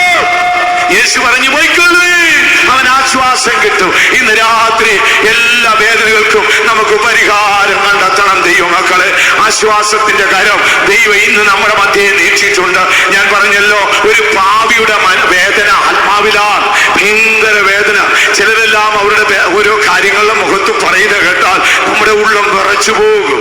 ദൈവമക്കളെ, പക്ഷവാതക്കാരന്റെ വേദന അവന്റെ യജമാനായ ശതാധിപൻ അറിയാം. യേശു ശ്രേഷ്ഠനാണ്, അവനൊരു അധികാരിയാണ്. അവനൊരു വാക്ക് കൽപ്പിച്ചാൽ മതി, ക്ഷണത്തിൽ ആശ്വാസം കിട്ടും. ഇന്ന് രാത്രി നമ്മുടെ പ്രതിസന്ധി എന്താണ്? ഒരുപക്ഷെ നിന്റെ ജീവിതത്തിന്റെ പ്രതിസന്ധി മാനസിക സംഘർഷമായിരിക്കാം. വേദനയുടെ അടുത്ത വശം മാനസിക സംഘർഷമാണ് ദൈവമക്കളെ. പണ്ടൊരിക്കൽ വിശ്വാസ വീട്ടിൽ പ്രാർത്ഥിപ്പാനായി ഒരു കുട്ടി വന്നു. ആ കുട്ടി എന്നോട് പറയാണ്, പാസ്റ്ററേ, എന്റെ മനസ്സിപ്പോൾ 3-ാം ലോകമഹായുദ്ധത്തിലാണ്. ഞാൻ കേട്ടങ്ങ് അത്ഭുതപ്പെട്ടു പോയി. 3-ാം ലോകമഹായുദ്ധത്തിന് ഏറ്റവണ്ണം സങ്കലമായ സംഘർഷം നിറഞ്ഞ ഒരു മനസ്സാണ് എൻ്റെ. ഇന്ന് രാത്രി നിങ്ങളുടെ വേദന എന്താണ് ദൈവമക്കളെ? മനുഷ്യന്റെ നിന്ദകളാൽ നീ ഏറ്റവും വ്യാകുലപ്പെടുകയാണോ? നശിച്ചു പോകുന്ന കുഞ്ഞുങ്ങളെ ചൊല്ലി നിന്റെ പ്രാണൻ ഉരുകിക്കൊണ്ടിരിക്കുകയാണോ? കൈ വളരുന്നോ കാല് വളരുന്നോ നോക്കി പൊന്നോമനകളെ വളർത്തിക്കൊണ്ടുവന്നു, അവർ പിച്ച വെച്ച് നടന്നു, അവർ മുതിർന്നെത്തി, അവർ അവരുടെ വഴിക്ക് പറന്നകുന്നുവോ? അവരുടെ പ്രാകൃത ജീവിതം വീണ്ടും വീണ്ടും നിന്നെ ദുഃഖങ്ങളിലേക്ക് നിന്നെ വലിച്ചഴയ്ക്കുന്നുവോ? ഇന്ന് രാത്രി യേശു മലയിൽ നിന്ന് ഇറങ്ങി വരുന്നുണ്ട്. ആ യേശു നിന്നെ ആശ്വസിപ്പിക്കും. പക്ഷപാതം പിടിച്ച പാപത്താൽ വേദനപ്പെടുന്നവനെ, പക്ഷപാതത്താൽ മനോവേദന അനുഭവിക്കുന്നവനെ, പക്ഷപാതത്താൽ ശരീരവേദന അനുഭവിക്കുന്നവനെ, ഇന്ന് രാത്രി യേശു മലയിൽ നിന്ന് ഇറങ്ങി വന്നു. നമ്മുടെ ദൈവം വിശ്വസ്തൻ, അവൻ നമ്മുടെ പാപം ക്ഷമിക്കും. നമ്മുടെ ദൈവം നീതിമാൻ, അവൻ ദുഷ്ടന്റെ കയർ അറുക്കും. വിശ്വസിക്കുന്നവർ കരങ്ങൾ ഉയർത്തി ഒരു ഹല്ലേലൂയ പറഞ്ഞാട്ടെ. ദൈവത്തിന് മഹത്വം ഉണ്ടാകട്ടെ. എന്താണ് നമ്മുടെ പ്രതിസന്ധി? യേശു മലയിൽ നിന്ന് ഇറങ്ങി വന്നിരിക്കും. പരമാർത്ഥതയോടെ പോയി പറയണം. പറഞ്ഞാൽ കർത്താവ് 100% ആ കാര്യങ്ങളൊക്കെ കറക്റ്റ് ചെയ്ത് തരും. ഞാൻ അടുത്ത സമയത്ത് തിരുവനന്തപുരത്ത് കഴിഞ്ഞ ആഴ്ച മീറ്റിങ്ങിന് പോയി. ആ മീറ്റിങ്ങിന് ചെന്നു. ആദ്യ രാത്രി മീറ്റിംഗ് കഴിഞ്ഞു, രണ്ടാം രാത്രിയിലേക്കായി. എനിക്ക് നല്ല ശാരീരികമായി സുഖം ഉണ്ടായിരുന്നു. മാത്രമല്ല രാത്രിയിൽ ഒരുപോലെ കണ്ണടയ്ക്കാൻ ഒത്തില്ല. നേരം വെളുക്കുന്നവരെ ഞാൻ കുത്തിയിരുന്നു. നേരം വെളുത്തുടനെ ഒരു കുടുംബ പ്രശ്നവും പറഞ്ഞ് ഒരു ഭാര്യയും ഭർത്താവും കൂടെ വന്നു. ഇത് എത്ര പറഞ്ഞാലും തീരത്തില്ല. പെരിയാറിങ്ങനെ ഒഴുകുന്ന പോലെ ഒന്ന് പറഞ്ഞ് രണ്ട് പറഞ്ഞ് ഇങ്ങനെ പോയിക്കൊണ്ടിരിക്കുകയാണ്. ഞാൻ പറഞ്ഞു പറഞ്ഞു പറഞ്ഞു, അവരും പറഞ്ഞു, ഞാനും കേട്ടു, ഞാനും പറഞ്ഞു, അവരും കേട്ട്, ഇങ്ങനെ നീങ്ങിയാണ്. എനിക്ക് തീരെ വയ്യാതായി. വൈകിട്ടത്തെ മീറ്റിങ്ങിന് പോകേണ്ട സമയമായി. അപ്പൊ ഞാൻ എന്റെ ദൈവത്തോട് പരമാർത്ഥത പറഞ്ഞു, എന്റെ പൊന്നു തമ്പുരാനെ ക്ഷമിക്കണം. ഇന്ന് ഞാൻ ഇന്നലെ രാത്രി ഒരുപോലെ കണ്ണടച്ചിട്ടില്ല. ഞാൻ ഇന്ന് അങ്ങയോട് ഒരു കാര്യവും പ്രാർത്ഥിച്ചിട്ടില്ല. മീറ്റിംഗ് നന്നായിരിക്കണം. മീറ്റിംഗ് അരമോലപ്പെട്ട് പോയാൽ നമുക്ക് രണ്ടുപേർക്കും നാണക്കേടാണ്. അതുകൊണ്ട് മീറ്റിംഗ് ഏറ്റവും നന്നായിരിക്കണം. ആത്മാവ് എന്നെ ധൈര്യപ്പെടുത്തി. ഞാൻ പ്രസംഗിക്കാനായി പോയി. യേശു മലയിൽ നിന്ന് ഇറങ്ങി വരുന്നത് ഞാൻ എന്റെ ആത്മാവിൽ കണ്ടുകൊണ്ടേയിരുന്നു. ദൈവത്തിന്റെ ആത്മാവ് ആ നദി പോലെ ഒഴുകുന്നത് ഞാൻ ദർശിച്ചുകൊണ്ടേയിരുന്നു. മീറ്റിംഗ് എല്ലാം കഴിഞ്ഞ് ഞാൻ ഇറങ്ങി വരുമ്പോൾ എന്റെ മനസ്സിനെ പിടിച്ച് ഉലുക്കിയ സംഭവം, ആ പകല മുഴുവൻ ഞാൻ സംസാരിച്ച് തീരാതെ കിടന്ന പ്രശ്നമാണ്. ഞാൻ പ്രാർത്ഥിച്ച് ഒഴിവാക്കി വിട്ടതാണ്. ഒരു മനുഷ്യൻ വിവാഹം കഴിച്ചു. ആ പെൺകുട്ടിക്ക് ആദ്യത്തെ വിവാഹത്തിൽ ഒരു മോനുണ്ട്. അവനെ ഒരു വിധത്തിൽ ഉൾക്കൊള്ളാനൊക്കത്തില്ല. ആ സ്ത്രീ വാവിട്ട് കരയാണ്. ആ കുഞ്ഞിന് അപ്പനും അമ്മയും ഇല്ല. അവൻ അനാഥപ്പെട്ട് നടക്കുകയാണ്. വേദനയോടെ പറഞ്ഞു, എത്ര പറഞ്ഞിട്ടും കാര്യം നടക്കുന്നില്ല. ഞാൻ പ്രസംഗം കഴിഞ്ഞു. സ്റ്റേജിൽ ഇറങ്ങി വരുമ്പോൾ പെട്ടെന്ന് ഈ മനുഷ്യനും ഭാര്യയും കൂടി മോനെയും കൊണ്ട് വന്നിരിക്കുകയാണ്. എന്റെ അടുക്കൽ കൊണ്ടുവന്നു, അച്ഛാ ഇതാണ് എന്റെ മോൻ, ഇന്ന് തുടങ്ങി ഇവൻ എന്റെ മോനാണ്, എന്റെ സകല സമ്പാദ്യവും ഇവന്റേതാണ്, അവന് ഞാൻ അപ്പനും അവൻ എനിക്ക് മോനുമാണ്, ഒന്ന് പ്രാർത്ഥിക്കണമേ. പെട്ടെന്ന് ദൈവം എന്നോട് പറഞ്ഞു, നീ 6 മണിക്കൂറിൽ എന്നോട് പ്രാർത്ഥിച്ചതിലും നല്ലത് അരമണിക്കൂർ അവരുടെ ദുഃഖം കേട്ട് എന്നെ കുറിച്ച് പറഞ്ഞതാണ് വലുത്. ഇന്ന് യേശു നമ്മുടെ പന്തല നടുവിലുണ്ട്. ഈ രാത്രി ദൈവത്തിന്റെ നീതി നിന്റെ കെട്ടുകളെ അഴിക്കും. അവന്റെ വിശ്വസ്തത നിന്റെ പാപം ക്ഷമിക്കും. അവസാനം വരെ ഈ വാക്ക് പറഞ്ഞുകൊണ്ടിരുന്നോണം. ഇന്ന് നീ കണ്ട ശത്രുവിനെ ഒരിക്കലും കാണത്തില്ല. ഇന്ന് നിന്നെ അലട്ടുന്ന രോഗം ഇനി ഒരിക്കലും അലട്ടത്തില്ല. ഇന്ന് നിന്നെ അലട്ടുന്ന പാപശക്തിയെ ഇനി ഒരിക്കലും കാണത്തില്ല. ദൈവം വിശ്വസ്തനത്രേ. ദൈവത്തിന് മഹത്വം ഉണ്ടാകട്ടെ. കർത്താവ് നമ്മുടെ മധ്യയുണ്ട്. പരിശുദ്ധാത്മാവ് നമ്മുടെ ഹൃദയത്തെ ഉണർത്തിക്കൊണ്ടേയിരിക്കണം. യേശു മലയിൽ നിന്ന് ഇറങ്ങി വന്നിട്ടുണ്ട്. അവൻ കുഷ്ഠരോഗികളെ ശുദ്ധമാക്കും. പക്ഷപാതക്കാരന്റെ വേദന മാറ്റും. എന്താണ് നിന്റെ വേദന? മാനസിക സംഘർഷങ്ങളാണോ? സമാധാനമില്ലാത്ത കുടുംബമാണോ? മറ്റാരോടും പറയാൻ കഴിയാത്ത വണ്ണം ചിരിനാറുന്ന ദുർഗന്ധം ഭവിക്കുന്ന കുടുംബജീവിതമാണോ? ഇനിവേ എന്തുമായിക്കൊള്ളട്ടെ, എന്തുമായിക്കൊള്ളട്ടെ, എന്തുമായിക്കൊള്ളട്ടെ, യേശുവിന് മനസ്സുണ്ട്. പക്ഷപാതക്കാരാ, നിന്നെ ആശ്വസിപ്പിക്കാൻ യേശുവിന് മനസ്സുണ്ട്. നിന്റെ വേദന എന്തായാലും ഈ രാത്രി പറഞ്ഞിട്ടേ പോകാവൂ. നീ യാദൃശ്യമായി വന്നതല്ല. കഴിഞ്ഞ രാത്രിയിൽ നേരം കുറവായതുകൊണ്ട് ഞാൻ പ്രസംഗിച്ച് അവസാനിപ്പിച്ചതിന്റെ ശേഷിപ്പുള്ളത് പറയുവാൻ ഞാനത് ക്രമീകരിച്ചപ്പോഴാണ് എന്നോട് കർത്താവ് പറഞ്ഞത്, യേശു മലയിൽ നിന്ന് ഇറങ്ങി വന്നു എന്ന് നീ ജനത്തോട് പറഞ്ഞേക്കാൻ. ഇന്ന് രാത്രി വിശ്വസിക്കാം, യേശു മലയിൽ നിന്ന് ഇറങ്ങി വന്നിട്ടുണ്ട്. അവൻ നമ്മെ വിടുവിക്കും. ദൈവത്തിന് മഹത്വം ഉണ്ടാകട്ടെ. നമ്മുടെ വേദനകൾ എന്തായാലും നമുക്ക് പോയി കർത്താവിനോട് പറയണം, കർത്താവേ ഇന്നതാണ് എൻ്റെ അവസ്ഥ, 100% എനിക്ക് നന്മ ചെയ്യാൻ ആഗ്രഹമുണ്ട്, ഇച്ഛിക്കാത്ത തിന്മകളാണ്, ഇച്ഛിക്കാത്ത തിന്മ എന്നെ പിന്തുടരുകയാണ്, സാത്താൻ എന്റെ മേൽ ആധിപത്യം പിടിക്കുകയാണ്, അവൻ എന്നെ നാൾക്ക് നാൾ വലിഞ്ഞു മുറുക്കുകയാണ്. അയ്യോ, ഈ രാത്രിയിൽ നീ എന്നെ ഒന്ന് വിടുവിക്കണം. ഇനി ഒരു നിമിഷമേ ഉള്ളെങ്കിലും യേശുവേ, ആ വിടുതൽ എന്റെ ജീവിതത്തിൽ ഒന്ന് അനുഭവിച്ചറിയണം. യേശു മലയിൽ നിന്ന് ഇറങ്ങി വരുമ്പോൾ ഒന്നാമത്തെ വിഷയം ശുദ്ധീകരണമാണ്. ഇന്ന് രാത്രി മനസ്സുണ്ട്, അവൻ നിന്നെ ശുദ്ധീകരിക്കും. യെരൂശലേം എന്ന നഗരത്തിൽ നിനക്ക് അവകാശമുണ്ട്. നീ അശുദ്ധനല്ലേ, നീ വിശുദ്ധനത്രേ. വിശുദ്ധീകരിക്കുവാൻ യേശുവിന് മനസ്സുണ്ട്. പക്ഷവാതം പിടിച്ച്, കഠിനമായ വേദന പിടിച്ച്, ആശ്വാസമറ്റ് ആരാശ്വസിപ്പിക്കും. ലോകത്തിലെ മനുഷ്യന്റെ ഏറ്റവും വലിയൊരു പ്രതിസന്ധിയാണ് ദൈവം. ആശ്വാസത്തിന് എവിടെയാണ്? ആരാശ്വസിപ്പിക്കും? പണം മനുഷ്യനെ ആശ്വസിപ്പിക്കും? ഒന്നുമില്ല ദൈവമാണ്. പണത്തിനൊന്നും മനുഷ്യനെ ആശ്വസിപ്പിക്കാൻ ഒക്കത്തില്ല. നമ്മൾ ചിലപ്പോൾ ഒരു മനുഷ്യനോടൊക്കെ ആശ്വാസത്തിന്റെ 2 വാക്കെന്ന് പറഞ്ഞാൽ ക്ഷണത്തില് ഒരു വലിയ ആശ്വാസം. ഒരു ക്യാൻസർ രോഗിയായ ഒരാളെ എനിക്കറിയാം. അദ്ദേഹം കുറെ ട്രീറ്റ്മെന്റ് എല്ലാം ചെയ്തിട്ട് സുഖം കിട്ടിയില്ല. ഞാൻ ചുമ്മാ തോളത്തോട്ടിട്ട് പറഞ്ഞു, എടോ മത്തായിച്ചോ, തനിക്ക് ക്യാൻസർ ഒന്നും ഇല്ലടോ, താനൊരു 13 വർഷം കൂടെ ജീവിക്കോളൂ. ദൈവത്തിന് മഹത്വം ഉണ്ടാകട്ടെ. അടുത്ത കാലത്ത് താൻ തന്റെ സ്നേഹിതനോട് പറയുകയാണ്, അദ്ദേഹം എന്നോട് പറഞ്ഞിട്ടുണ്ട് ഞാൻ ഇത്ര വർഷം ജീവിക്കും, ഇനി ഞാൻ എന്ത് രോഗമായിക്കൊള്ളട്ടെ, ദൈവം വിശ്വസ്തനാണ്. ദൈവമക്കളെ, ആശ്വാസം ഒരു വലിയ വിഷയമാണ്. ആര് നമ്മളെ ആശ്വസിപ്പിക്കും? പക്ഷവാതം പിടിച്ചു, അവന് ജീവനുണ്ട്, ചലനശേഷിയില്ല. അവൻ യജമാനൻ വന്നു പറഞ്ഞു, സംഭവം ഇന്നതാണ്.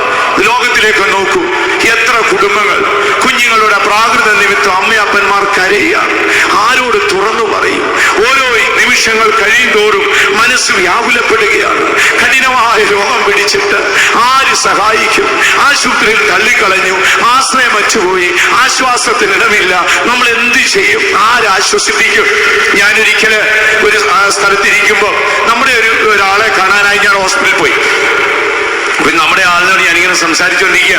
ഇപ്പൊ സമീപത്തെ ആ കട്ടിലില് ഒരു സാധു മനുഷ്യൻ, ഒരു യൗവനക്കാരൻ, അവന്റെ ചുറ്റും ആളുകളൊക്കെ നിൽപ്പുണ്ട്. അവന്റെ കൈയും കാലും കട്ടിലെ കെട്ടിയിട്ടിരിക്കും.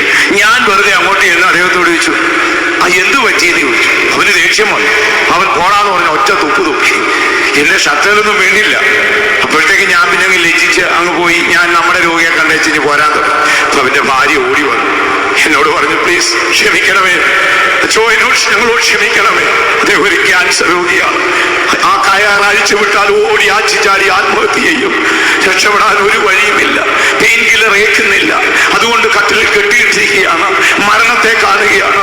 വേദന കൊണ്ടാണ് ഈ കരയുന്നത്. വേദന കൊണ്ട് പറഞ്ഞു പോയതാണ്. അങ്ങ് ക്ഷമിക്കണമേ. ഞാൻ എന്റെ ചാങ്കുരിയിൽ പോയി. ദൈവമക്കളെ, ഞാൻ രാത്രി മുഴുവൻ കരഞ്ഞുകൊണ്ടിരുന്നു. കർത്താവേ, ഇന്ന് രാത്രി അവന്റെ വേദന ഒന്ന് മാറ്റണം.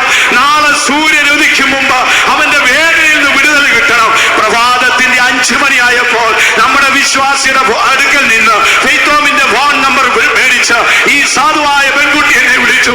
ദയവായി ഇവിടെ വന്ന് വരാമോ? ഇവിടെ നിന്ന് പോയി. രാത്രി 11 മണിക്ക് ശേഷം ഈ ഷാജി ഉറങ്ങി.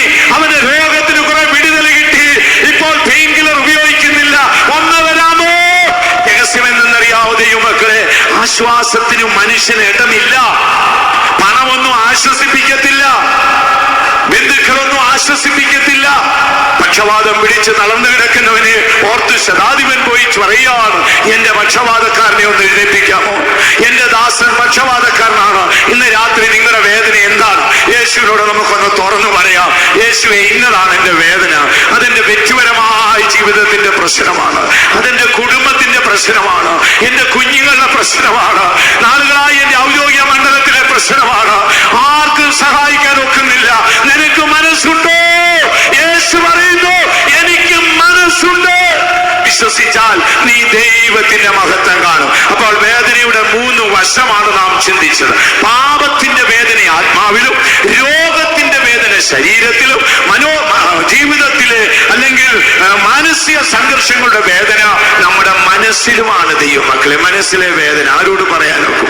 എത്രയോ മനുഷ്യർ മനസ്സിലെ വേദന കൊണ്ട് ഏകാന്തതയിൽ പോയി. ഒരിക്കൽ ഞാൻ യാദൃശ്യമായി ഒരു നദീതീരത്തിരുന്ന് ഒരു പെൺകുട്ടി കരയുന്നത് കാണാനിടവന്നു. ഒരു നദിയുടെ തീരത്ത് ഏകാന്തതയിൽ ഇരുന്ന് കരയുകയാണ്. മറ്റാരോടും ദുരിതം പറയാൻ ഒക്കത്തില്ല. വീട്ടിൽ കിടന്ന് കരഞ്ഞാൽ 2 കൊച്ചു കുഞ്ഞുങ്ങളുണ്ട്. അവരും ഒപ്പം കരയും. ആ യൗവനത്തിൽ തന്നെ ഭർത്താവ് ഉപേക്ഷിച്ചു പോയി, ജീവിതമാകെ തകർന്നുടഞ്ഞു, ജോലി സ്ഥലങ്ങളിലെല്ലാം പ്രതിസന്ധിയ. ഞാൻ അവിടെ പോകുമ്പോൾ യാദൃശ്യമായി എന്തിനാണ് അവിടെ പോയെന്ന് ഞാൻ ചോദിച്ചു. അപ്പോൾ എന്നോട് പറഞ്ഞു, വാസച്ചായ മറ്റൊന്നിനുമല്ല, ആരും കാണാതെ കുറെ നേരം കരയാൻ ഞാൻ പോയതാണ്.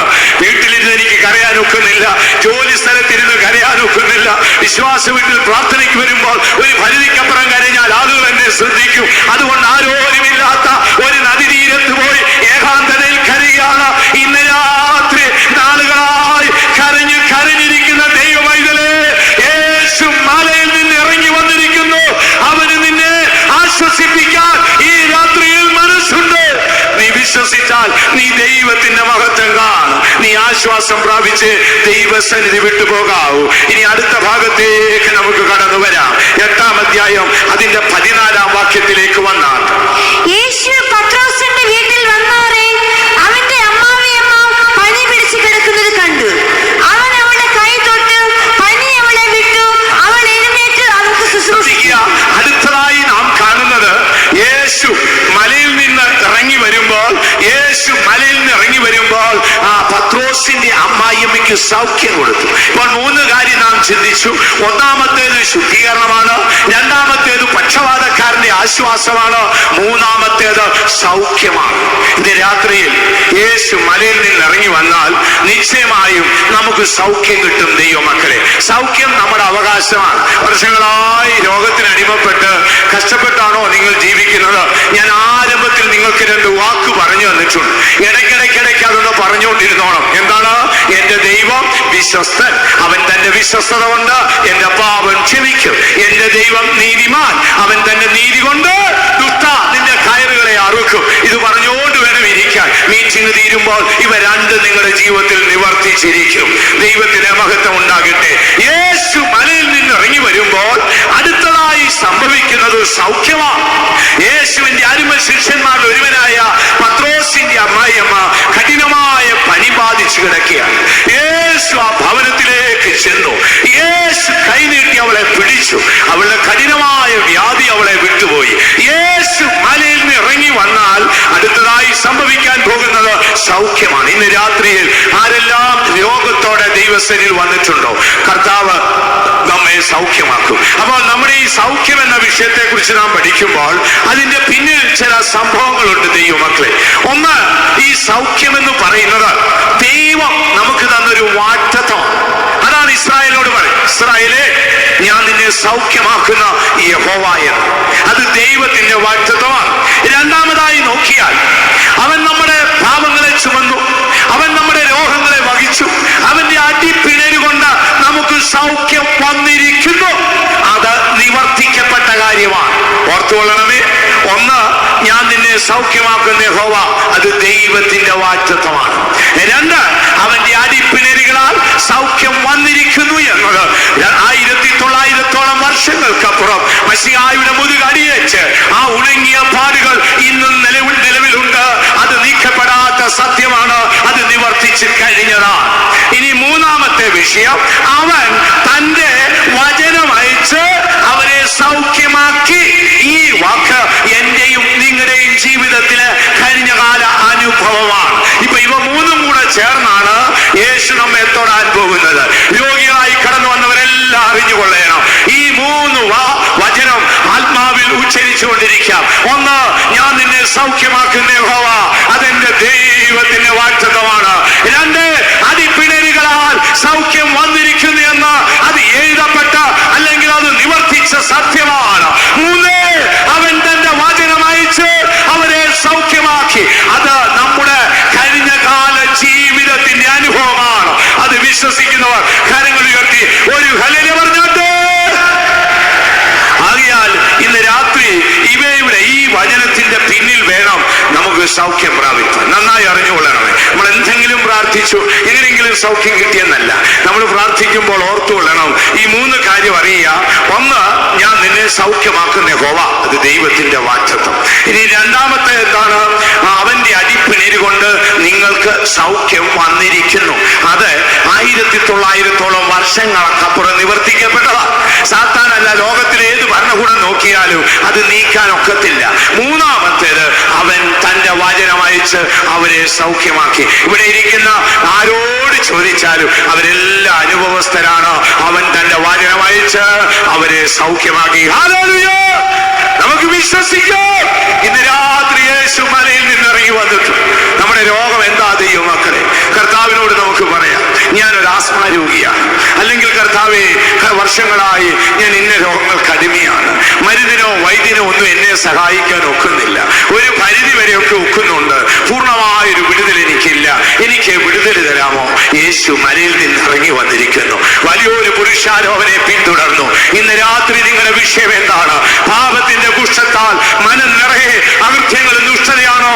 യേശു ഇന്ന് രാത്രി നിന്നെ ശുദ്ധനാക്കും. പക്ഷവാതം പിടിച്ച് തളർന്നു കിടന്നുകൊണ്ട് നന്മ ചെയ്യാൻ ആഗ്രഹിച്ചിട്ടും ഇച്ഛിക്കാത്ത തിന്മ ചെയ്യുന്നവനാണോ?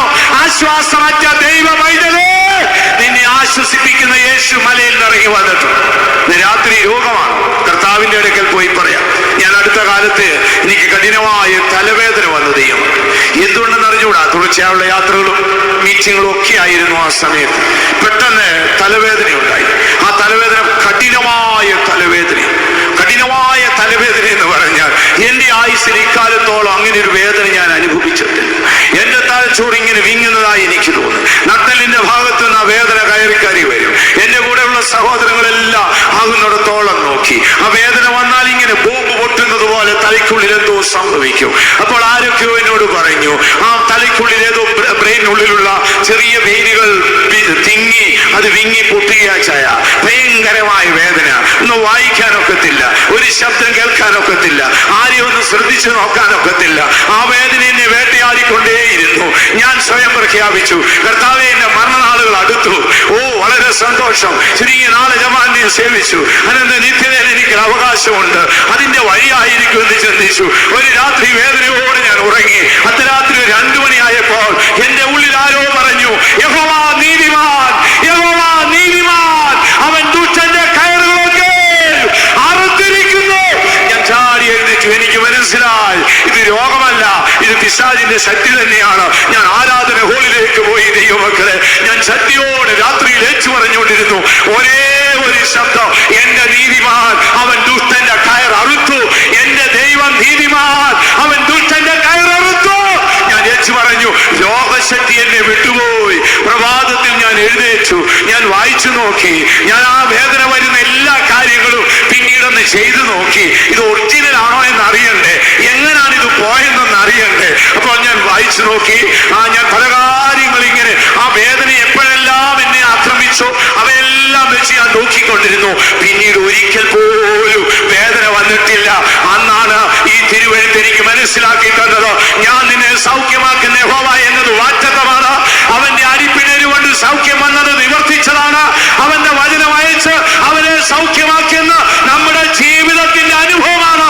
ഇന്ന് രാത്രി ഏച്ചു പറയാ, എന്റെ കർത്താവ് തന്റെ വചനം അയച്ച് ഈ രാത്രി എന്നെ സൗഖ്യമാക്കും. ആര് രോഗത്തോടെ കടന്നു പോകരുത്. യേശു മലയിൽ നിന്ന് ഇറങ്ങി വന്നിട്ടുണ്ട്. പ്രശ്നം എന്തു ആയിക്കൊള്ളട്ടെ, ഇന്ന് രാത്രി നമുക്ക് കർത്താവിന്റെ അടുക്കൽ ചെല്ലാം. ഹൃദയാവസ്ഥ നമുക്ക് തുറന്നു പറയാം. പൊന്നുതമ്പുരാനെ, നീ എന്നെ ഒന്ന് ശുദ്ധനാക്കണമേ. യേശു പറഞ്ഞു, എനിക്ക് മനസ്സുണ്ട്, നീ ശുദ്ധനായി തീരുക. പക്ഷവാതം പിടിച്ച് വേദനപ്പെടുന്ന ദൈവവൈദ്യരെ, നിന്റെ മനോവേദനയാണോ, നിന്റെ ഹൃദയവേദനയാണോ, നിന്റെ ശരീരവേദനയാണോ, യേശുവിനോടൊന്ന് യാചിച്ചാട്ട് സ്വർഗം നിന്നോട് കരുണ ചെയ്യും. ഇന്ന് രാത്രി വ്യാധിക്ക് അടിമപ്പെട്ട് കിടക്കുകയാണോ? എത്രയോ പേർ കഠിനമായ രോഗം പിടിച്ചിരിക്കുന്നു. ഈ പൈശാചി ശക്തികളുടെ പിന്നിലും ഈ രോഗമുണ്ട്. ദൈവമക്കളെ, ഈ രോഗബാധിതാവസ്ഥയെ കുറിച്ച് നമ്മൾ പഠിച്ചാല് വേദപുസ്തകത്തിൽ ഒരുപാട് കാര്യങ്ങൾ എഴുതിയിട്ടുണ്ട്. ദൈവത്തിന്റെ ശിക്ഷയായി രോഗം വന്നവരും, ദൈവത്തിന്റെ ഹിസ്കിയാവ് എന്ന രാജാവ് കഠിന രോഗം പിടിച്ചു. കാരണം അവൻ അഹങ്കാരിയായിരുന്നു, തിരുവഴുത്തിൽ എഴുതിയിട്ടു. പിന്നെ അവൻ കരഞ്ഞപ്പോൾ അത്തിക്കട്ട കൊണ്ടുവന്ന് കെട്ടി അവന് സുഖം കിട്ടി. അകൃത്യ നിമിത്തം രോഗിയായി തീർന്നവരും. ഒരു ഭാഗത്ത് യേശു ഒരുവന്റെ പാപം അവൻ രോഗം സൗഖ്യമാക്കിയ ശേഷം പറഞ്ഞു, പൊയ്ക്കോ, ഇനിയും രോഗം ഉണ്ടാകാതിരിക്കാൻ പാപം ചെയ്തു. നിന്റെ പാപം ക്ഷമിച്ചു എന്ന് പറഞ്ഞപ്പോൾ അവന്റെ രോഗം വിട്ടു. എന്നാൽ ആത്മീയ മണ്ഡലത്തിലേക്ക് നോക്കിയാൽ ഈ കാര്യങ്ങൾ. അതിലൊന്നാണ് ദൈവമക്കളെ വാർദ്ധക്യം. വാർദ്ധക്യവും നരയുമുള്ള കാലത്ത് തള്ളാത്തൊരു ദൈവം നമ്മളോടുണ്ട്. വാർദ്ധക്യ സഹജമായ രോഗങ്ങൾ മനുഷ്യന് സർവ്വസാധാരണമാണ്. എങ്കിലും നമ്മെ അനാഥരായി വിടാത്ത ദൈവത്തിന്റെ കരത്തിൽ നമുക്ക് വിശ്രമിക്കാം. രണ്ടാമത് രോഗം വരും. വിശുദ്ധന്മാർ പലരും രോഗികളാണ്. ഒരിക്കൽ പൗലോസ്ലീഹ തന്റെ ഒരു ശിഷ്യനെ കുറിച്ച് എഴുതിയിരിക്കുകയാണ്. അവൻ മരണത്തോളമായിപ്പോയി. എന്തുകൊണ്ട്? കർത്താവിന്റെ വേല നിമിത്തം. ഇങ്ങനെയാണ് എഴുതിയിരിക്കുന്നത്, കർത്താവിന്റെ വേല നിമിത്തമല്ലോ അവൻ മരണത്തോളമായി പോയത്. അവൻ മരിക്കുമെന്ന് ഞാൻ നിരൂപിച്ചു, എന്നാൽ എന്നെയും അവനെയും ഓർത്ത് ദൈവം കരുണ കാണിച്ച് അവനെ സുഖപ്പെടുത്തി. അപ്പോൾ കർത്താവിന്റെ വേല നിമിത്തം രാവും പകലും കൂടാതെ യാത്ര ചെയ്ത് കഠിനാധ്വാനം ചെയ്യുന്ന വിശുദ്ധന്മാർ, ഉറക്കമില്ല, ഊണില്ല, വിശ്രാമമില്ല, അവരായുസിന്റെ മധ്യത്തിൽ രോഗിയാകും. രഹസ്യം കഠിനാധ്വാനമാണ്. ആവശ്യമായ ഭക്ഷണവും സംരക്ഷണവും സമാധാനവും ലഭിക്കാതെ രോഗികളായി തീരുന്നവരുണ്ട്. അങ്ങനെ രോഗത്തിന് പല വശങ്ങളുണ്ട്. പൈശാചിക ബാധിതയാൽ കഠിന രോഗം പെടുന്നവരുണ്ട്. ദൈവമക്കളെ, പാസ്റ്റർ KG ജോർജ് ഒരു നാളിൽ തിരുവല്ല സെൻട്രൽ അന്വേഷിച്ച് വരുമ്പോൾ അവിടെ ഒരു ആസ്മാ രോഗിയെ കൊണ്ടു. അദ്ദേഹത്തെ റൂമിലേക്ക് കൊണ്ടുവന്നു. പാസ്റ്റർ ജോർജിനോട് പറഞ്ഞു, ഇവനൊരു ആസ്മാ രോഗിയാണ്. അവന്റെ ബന്ധുക്കൾ പിടിച്ചുകൊണ്ട് വന്നു. 10-14 വർഷമായി ഇവനിങ്ങനെ നിന്ന് വലിക്കുകയാണ്. അവൻ രോഗിയാണ്. ഒരുപാട് മരുന്ന് കഴിച്ചു. ഡോക്ടർമാരൊക്കെ നോക്കി, പക്ഷേ സുഖമൊന്നും കിട്ടിയില്ല. പാസ്റ്റർ KG ജോർജിന്റെ റൂമിലേക്ക് കൊണ്ടുവന്നു. പാസ്റ്റർ തന്റെ കട്ടിൽ നിന്ന് എഴുന്നേറ്റ് വന്നു. അവന്റെ കയ്യിൽ ഒന്ന് കയറി പിടിച്ചതേ ഉള്ളൂ. ഞാൻ നോക്കുമ്പോൾ അവൻ ഒറ്റക്കാലിൽ നിന്ന് തുള്ളുകയാണ്. പാസ്റ്ററിനോട് പറഞ്ഞു, ജോസേ, ഇവന് ആസ്മയല്ല, ഇവന് പിശാച. സംഭവം സത്യം. 14 വർഷമായി ഒരു ദുർഭൂതം ഇവന്റെ മേൽ ബാധിച്ചിട്ടാണ് ഇവൻ ഈ ആസ്മാ രോഗിയായിട്ട് അലയുന്നത്. ഇന്ന് രാത്രി നിന്റെ വിഷയം എന്താണ്? ദൈവവൈദ്യരെ, നിന്റെ രോഗത്തെ സൗഖ്യമാക്കുവാൻ യേശുവിന് മനസ്സുണ്ട്. മലയിൽ നിന്ന് യേശു ഇറങ്ങി വരുന്നു. അവൻ പത്രോസിന്റെ വീട്ടിലേക്ക് ചെല്ലുന്നു. കഠിന ബാധ പിടിച്ചു കിടക്കുന്ന, കഠിന രോഗം പിടിച്ചു കിടക്കുന്ന ആ സ്ത്രീയെ സൗഖ്യമാക്കി അവൻ യേശുവിനെ ശുശ്രൂഷിച്ചെങ്കിൽ ഇന്ന് രാത്രി നിന്റെ രോഗത്തെ ശാസിക്കുന്ന യേശു നമ്മുടെ നടുവിലുണ്ട്. ഈ രാത്രിയിൽ നമുക്ക് വിശ്വസിക്കാം, സൗഖ്യത്തോടെ വേണം നമ്മുടെ വീട് വിട്ടുപോകാൻ. യേശു മലയിൽ നിന്ന് ഇറങ്ങി വന്നിരിക്കുന്നു. എന്താണ് നമ്മുടെ പ്രതിസന്ധി? എല്ലാം വിശദമായി ചിന്തിപ്പാൻ നമുക്ക് സമയം പോരാ. ദൈവമക്കളെ, എന്താണ് നിങ്ങളുടെ ജീവിതത്തിന്റെ ഭാരം? കർത്താവിനോട് നമുക്ക് തുറന്നു പറയാം. വീണ്ടും നാം തിരുവഴുത്തിലേക്ക് കടന്നു വരുമ്പോൾ അടുത്തതായി നാം കാണുന്നത് 8-ാം അധ്യായം 26-ാം വാക്യത്തിൽ വരുമ്പോൾ പടകിൽ യാത്ര ചെയ്യുന്ന ശിഷ്യന്മാരെയാണ്. ഒന്ന് വായിച്ചാൽ, അവൻ അവരോട്, അല്പവിശ്വാസികളെ, നിങ്ങൾ ഭീരുക്കളാകുവാൻ എന്ത് എന്ന് പറഞ്ഞ ശേഷം എഴുന്നേറ്റ് കാറ്റിനെയും കടലിനെയും ശാസിച്ചപ്പോൾ. അടുത്തതായി നാം കാണുന്നത്, യേശു മലയിൽ നിന്ന് ഇറങ്ങി വരാമെങ്കിൽ കാറ്റിനെയും കടലിനെയും ശാസിക്കും. എന്താ നമ്മുടെ പ്രതിസന്ധി? കർത്താവിന്റെ ശിഷ്യന്മാരേറിയ ഭാഗവും മുക്കുവര. കുട്ടിക്കാലം തുടങ്ങി കക്കായും മത്സ്യവും പെറുക്കി ഇങ്ങനെ വള്ളത്തിൽ കയറി നടന്ന് കടലിനോടും കടൽത്തിരിയോടും നല്ല പരിചയമുള്ള യേശു ഒരു തച്ചന്റെ മോനാണ്. പാരമ്പര്യമായ യഹൂദന്മാരാണ്. ജോലി ഇടയന്മാരുടെ പ്രവൃത്തിയാണ്. ആകയാൽ യേശുവിന് ഈ കടലും പടകുമായിട്ടൊന്നും മാനുഷിക നിലവാരത്തിൽ വലിയ ബന്ധമില്ല. കർത്താവായ യേശു മലയിൽ നിന്ന് ഇറങ്ങി വന്നു. അദ്ദേഹം ചെയ്ത കാര്യങ്ങളാണ് നാം ചിന്തിക്കുന്നത്. മത്തായിയുടെ സുവിശേഷം 8-ാം അധ്യായം 1 തുടങ്ങി 34 വരെയുള്ള വാക്യങ്ങൾക്കുള്ളിൽ നമ്മൾ 6 സംഭവങ്ങളാണ് ചിന്തിച്ചുകൊണ്ടിരിക്കുന്നത്. അപ്പോൾ യേശു മലയിൽ നിന്ന് ഇറങ്ങി വന്നാൽ ശുദ്ധീകരണം ഉണ്ടാകും. യേശു മലയിൽ നിന്ന് ഇറങ്ങി വന്നാൽ ആശ്വാസം ഉണ്ടാകും. യേശു മലയിൽ നിന്ന് ഇറങ്ങി വന്നാൽ ഇന്ന് രാത്രി സൗഖ്യം ഉണ്ടാകും. യേശു മലയിൽ നിന്ന് ഇറങ്ങി നിന്റെ പടകിൽ വന്നു കാറ്റിനെയും കടലിനെയും ശാസിക്കും. അത്ഭുതമല്ലേ? കർത്താവായ യേശു ശിഷ്യന്മാരോട് പറഞ്ഞു. അവരെല്ലാവരും ഒന്നിച്ച് പടകിൽ കയറി. കപ്പൽ ബോട്ടങ്ങോട്ട് നീങ്ങി. മധ്യ എത്തുന്നവരെ സാത്താൻ അടങ്ങിയിരുന്നു. കടല് ഇളകി തുടങ്ങി. ശിഷ്യന്മാർ തങ്ങളുടെ അറിവനുസരിച്ച് തങ്ങളാൽ ആവോളം പടക് നിയന്ത്രിച്ചു. തങ്ങളുടെ അറിവിനേറ്റവണ്ണം ആ പടകിനെ നിയന്ത്രിച്ചു. പക്ഷേ രക്ഷകൻ പടകിൽ ഉറങ്ങിയാൽ ക്ഷണത്തിൽ ഒരുവൻ വിളിച്ചു. ആരാണ് യേശുവിനെ ഉണർത്തിയെന്ന് അറിഞ്ഞുകൂടാ. മരണഭയത്തിന് വിധേയപ്പെട്ട ശിഷ്യന്മാർ യേശുവിനെ ഉണർത്തി. എന്താ പറഞ്ഞത്? ഒന്ന് എഴുന്നേൽക്കണമേ, ഞങ്ങൾ നശിക്കുന്നതിൽ ഖേദമില്ലയോ? യേശു എഴുന്നേറ്റു കാറ്റിനെയും കടലിനെയും ശാസിച്ചു. കടൽ ശാന്തമായി, കാറ്റ് ശാന്തമായി. അവർ അക്കരയിലേക്ക് യാത്രയായി. ഇന്ന് രാത്രി യേശു മലയിൽ നിന്ന് ഇറങ്ങി വന്നിരിക്കുന്നു.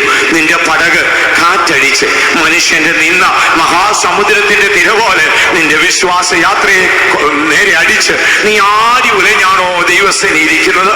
കർത്താവേ, ആകാശത്തോളം ഉയർന്നു, ആഴത്തിലേക്ക് താണ്, ബുദ്ധി പോയി, പ്രാണൻ കഷ്ടത കൊണ്ടുരുകി, ഏറ്റവും നിരാശപ്പെട്ടാണോ ഇന്ന് രാത്രി ദൈവസേനയിൽ ഇരിക്കുന്നത്? നീ നിന്നോട് തന്നെ ചോദിച്ചാട്ടെ. യേശു പടകിലുണ്ടെങ്കിൽ അവൻ എഴുന്നേറ്റ് കാറ്റിനെയും കടലിനെയും ശാസിച്ചമർത്തും. എത്രയോ മനുഷ്യർ ജീവിതത്തിന്റെ പ്രതിസന്ധികളിലാണ്. വലിയ വലിയ ആഗ്രഹത്തോടെ വിശ്വാസത്തിൽ ഇറങ്ങിത്തിരിച്ചു, എല്ലാം നഷ്ടപ്പെട്ടു, പ്രതീക്ഷകളെല്ലാം നശിച്ചു. 107-ാം സങ്കീർത്തനത്തിലാണെന്ന് തോന്നല്ലോ ഒരു ഭക്തൻ ഇങ്ങനെ പാടിയിരിക്കുന്നു: കപ്പൽ കയറി സമുദ്രമധ്യത്തിൽ ഓടിയവർ, പെരുവെള്ളത്തിൽ വ്യാപാരം ചെയ്തവർ, അവർ ആഴിയിൽ അവന്റെ അത്ഭുതം കണ്ടു. ആഴിയിൽ അവന്റെ അത്ഭുതം കണ്ടു. അവൻ കൽപ്പിച്ച് കൊടുങ്കാറ്റടിച്ചു, കൊടുങ്കാറ്റ് ആകാശത്തോളം ഉയർത്തി. വീണ്ടും അവർ ആഴത്തിലേക്ക് താണു. അവർ പ്രാണൻ കഷ്ടത കൊണ്ടുരുകി. അവർ ദൈവത്തോട് നിലവിളിച്ചു. അവൻ കൊടുങ്കാറ്റിനെ ശാന്തമാക്കി. ശാന്തത വന്നപ്പോൾ അവർ ആശ്വസിച്ചു. അവരാഗ്രഹിച്ച തുറമുഖത്ത് അവൻ അവരെ കൊണ്ടുപോയി എത്തിച്ചു. ഇന്ന് രാത്രി നിന്റെ കപ്പലിന് നേരെ ആഞ്ഞടിക്കുന്ന കൊടുങ്കാറ്റിന്റെയും മനുഷ്യന്റെ നിന്ദയായ തിരമാലയുടെ മുൻപിൽ നീ ആകാശത്തോളം ഉയർന്ന് ആഴത്തിലേക്ക് താണ്. നിന്റെ ബുദ്ധി പോയി, നിന്റെ പ്രാണൻ കഷ്ടത കൊണ്ടുരുകി. അയ്യോ, ഞാൻ തകർന്നുടഞ്ഞെന്ന് പറഞ്ഞ് നിരാശയുടെ പടുകുഴിയിൽ താഴുന്ന പ്രിയ ദൈവ പൈതലേ, യേശു നിന്റെ പടകിലുണ്ട്. അവൻ കാറ്റിനെയും കടലിനെയും ശാസിച്ചമർത്തും. ഇന്ന് രാത്രി നമുക്ക് നമ്മുടെ കർത്താവിനോട് നമ്മുടെ അവസ്ഥകളെല്ലാം തുറന്നു പറയണം. എന്റെ പൊന്നു കർത്താവേ, എന്റെ അവസ്ഥ ഇപ്പോൾ ഇങ്ങനെയാണ്.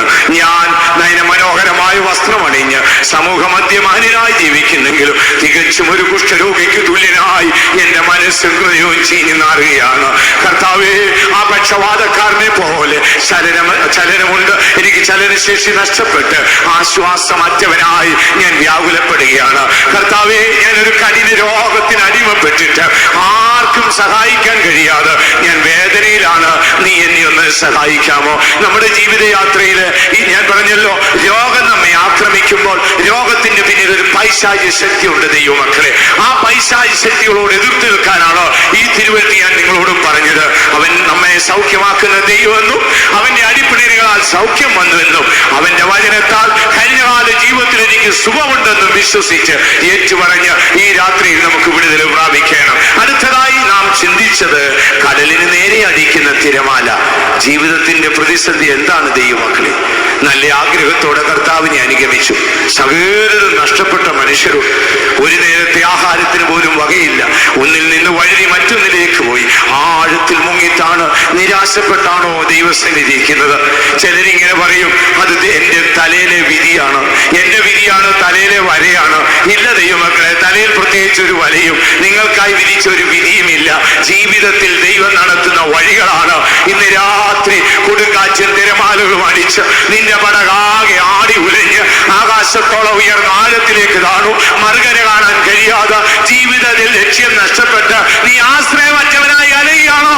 യേശു മലയിൽ നിന്ന് ഇറങ്ങി വന്നിട്ടുണ്ട്.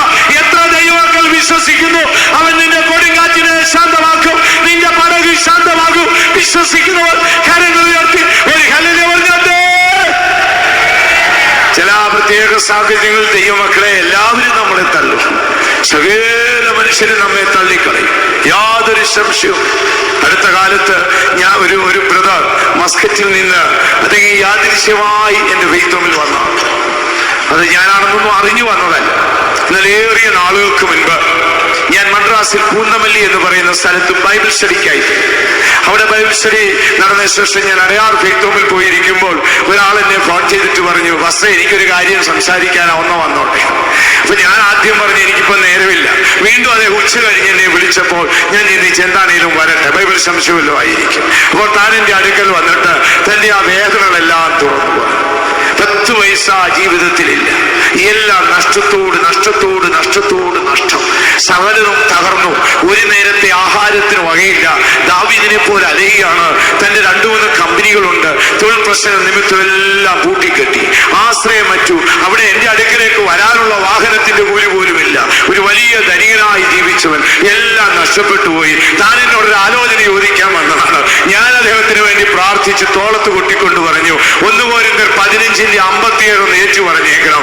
അതെന്താണെന്ന് ചോദിച്ചു. എന്റെ കർത്താവായ യേശു മുഖാന്തരം എനിക്ക് ജയം തരുന്ന ദൈവത്തിന് സ്തോത്രം. ദൈവമക്കളെ, ഞാനതൊക്കെ മറന്നുപോയി.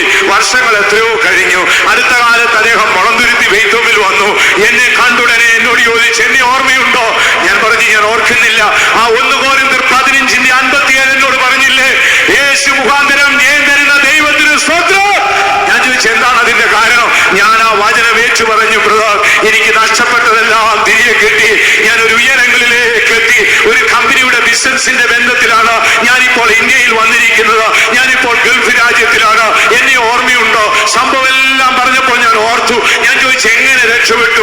ഞാൻ എന്തിനിറങ്ങി തിരിച്ചാലും, ഞാൻ വാഹനം ഓടിക്കുമ്പോഴും, ഞാൻ ഓഫീസിൽ പോകുമ്പോഴും എന്റെ ആദരത്തിൽ ഒരേ ഒരു ശബ്ദമേ ഉള്ളൂ, എന്റെ കർത്താവായ യേശു മുഖാന്തരം എനിക്ക് ജയം തരുന്ന എന്റെ ദൈവത്തിന് സ്തോത്രം. ഇന്ന് രാത്രി നമുക്കതൊന്ന് ഏറ്റു പറയാം. യേശു നമ്മുടെ പടകിൽ വന്നിട്ടുണ്ട്. അവൻ മലയിൽ നിന്ന് ഇറങ്ങി വരുന്നു. എന്തിനു വേണ്ടി? നമ്മുടെ ജീവിതത്തെ ശുദ്ധീകരിക്കുവാൻ, നമ്മെ ആശ്വസിപ്പിക്കുവാൻ, നമ്മെ സൗഖ്യമാക്കുവാൻ. ആഴത്തിൽ മുങ്ങിത്താണ് ജീവരക്ഷാർത്ഥം നിലവിളിക്കുന്ന പ്രിയ ദൈവമൈതലേ, നിന്റെ കാര്യങ്ങളിൽ പിടിച്ച് ഒരമ്മ ആശ്വസിപ്പിക്കുമ്പോൾ ആശ്വാസം തരുമോ? യേശു നിന്റെ പടകിലുണ്ട്. അടുത്ത ഭാഗത്തേക്ക് നമുക്ക് കടന്നു പോകാം. അടുത്ത വാക്ക് എന്താണ്? മത്തായിയുടെ സുവിശേഷം 8-ാം അധ്യായത്തിന്റെ 28 തുടങ്ങിയുള്ള വാക്യങ്ങൾ എല്ലാം വിശദമായി ചിന്തിപ്പാൻ സമയം പോരാ. 8-ാം അധ്യായം 28 തുടങ്ങിയുള്ള വാക്യം വായിച്ചാൽ, അവൻ അക്കരെ ഗദരേനരുടെ ദേശത്തെത്തിയാറെ 2 ഭൂതഗ്രസ്തർ ശവക്കല്ലറകളിൽ നിന്ന് പുറപ്പെട്ട് അവന്റെ എതിരെ വന്നു. ശ്രദ്ധിക്കുക, അടുത്തതായി യേശു മലയിൽ നിന്ന് ഇറങ്ങി വന്നതിന്റെ അടുത്ത ഒരു അത്ഭുതം നിങ്ങൾക്ക് കാണാം ദൈവമക്കളെ. അതൊരു വിടുതലിന്റെ അനുഭവമാണ്. ഗെസരദേശത്തേക്ക് കർത്താവായ യേശു പടകിൽ യാത്രയായി. യേശു ഗെസരദേശത്ത് ചെന്നിറങ്ങുമ്പോൾ ഭൂതബാധിതരായ ചിലർ യേശുവിനെ എതിരിട്ടു. അവരുടെ ഈ സംഭവ ചരിത്രം മറ്റൊരു സുവിശേഷകൻ വ്യക്തമായി എഴുതിയിട്ടുണ്ട്. ആ ഭൂതബാധിതനായവൻ, അവന് എത്ര വയസ്സുണ്ടെന്നും എവിടുത്തുകാരനാണെന്നും എഴുതിയിട്ടില്ല. പക്ഷെ ഇവൻ അർത്ഥനത്തനാണെന്നും, ഇവൻ കല്ലറയിൽ കിടന്നെന്നും, ഇവൻ സ്വയം കൈകാലുകളെ ചതച്ചെന്നും, ഇവൻ അലറിയെന്നും, ഇവനെ ബന്ധിക്കുന്ന ചങ്ങലാൽ ഇവൻ ഉരുമി ഒടിക്കുമെന്നും ആർക്കും അടുത്തുകൂടാത്ത വണ്ണമുള്ള ഭീകരതയേറിയവനുമാണ്.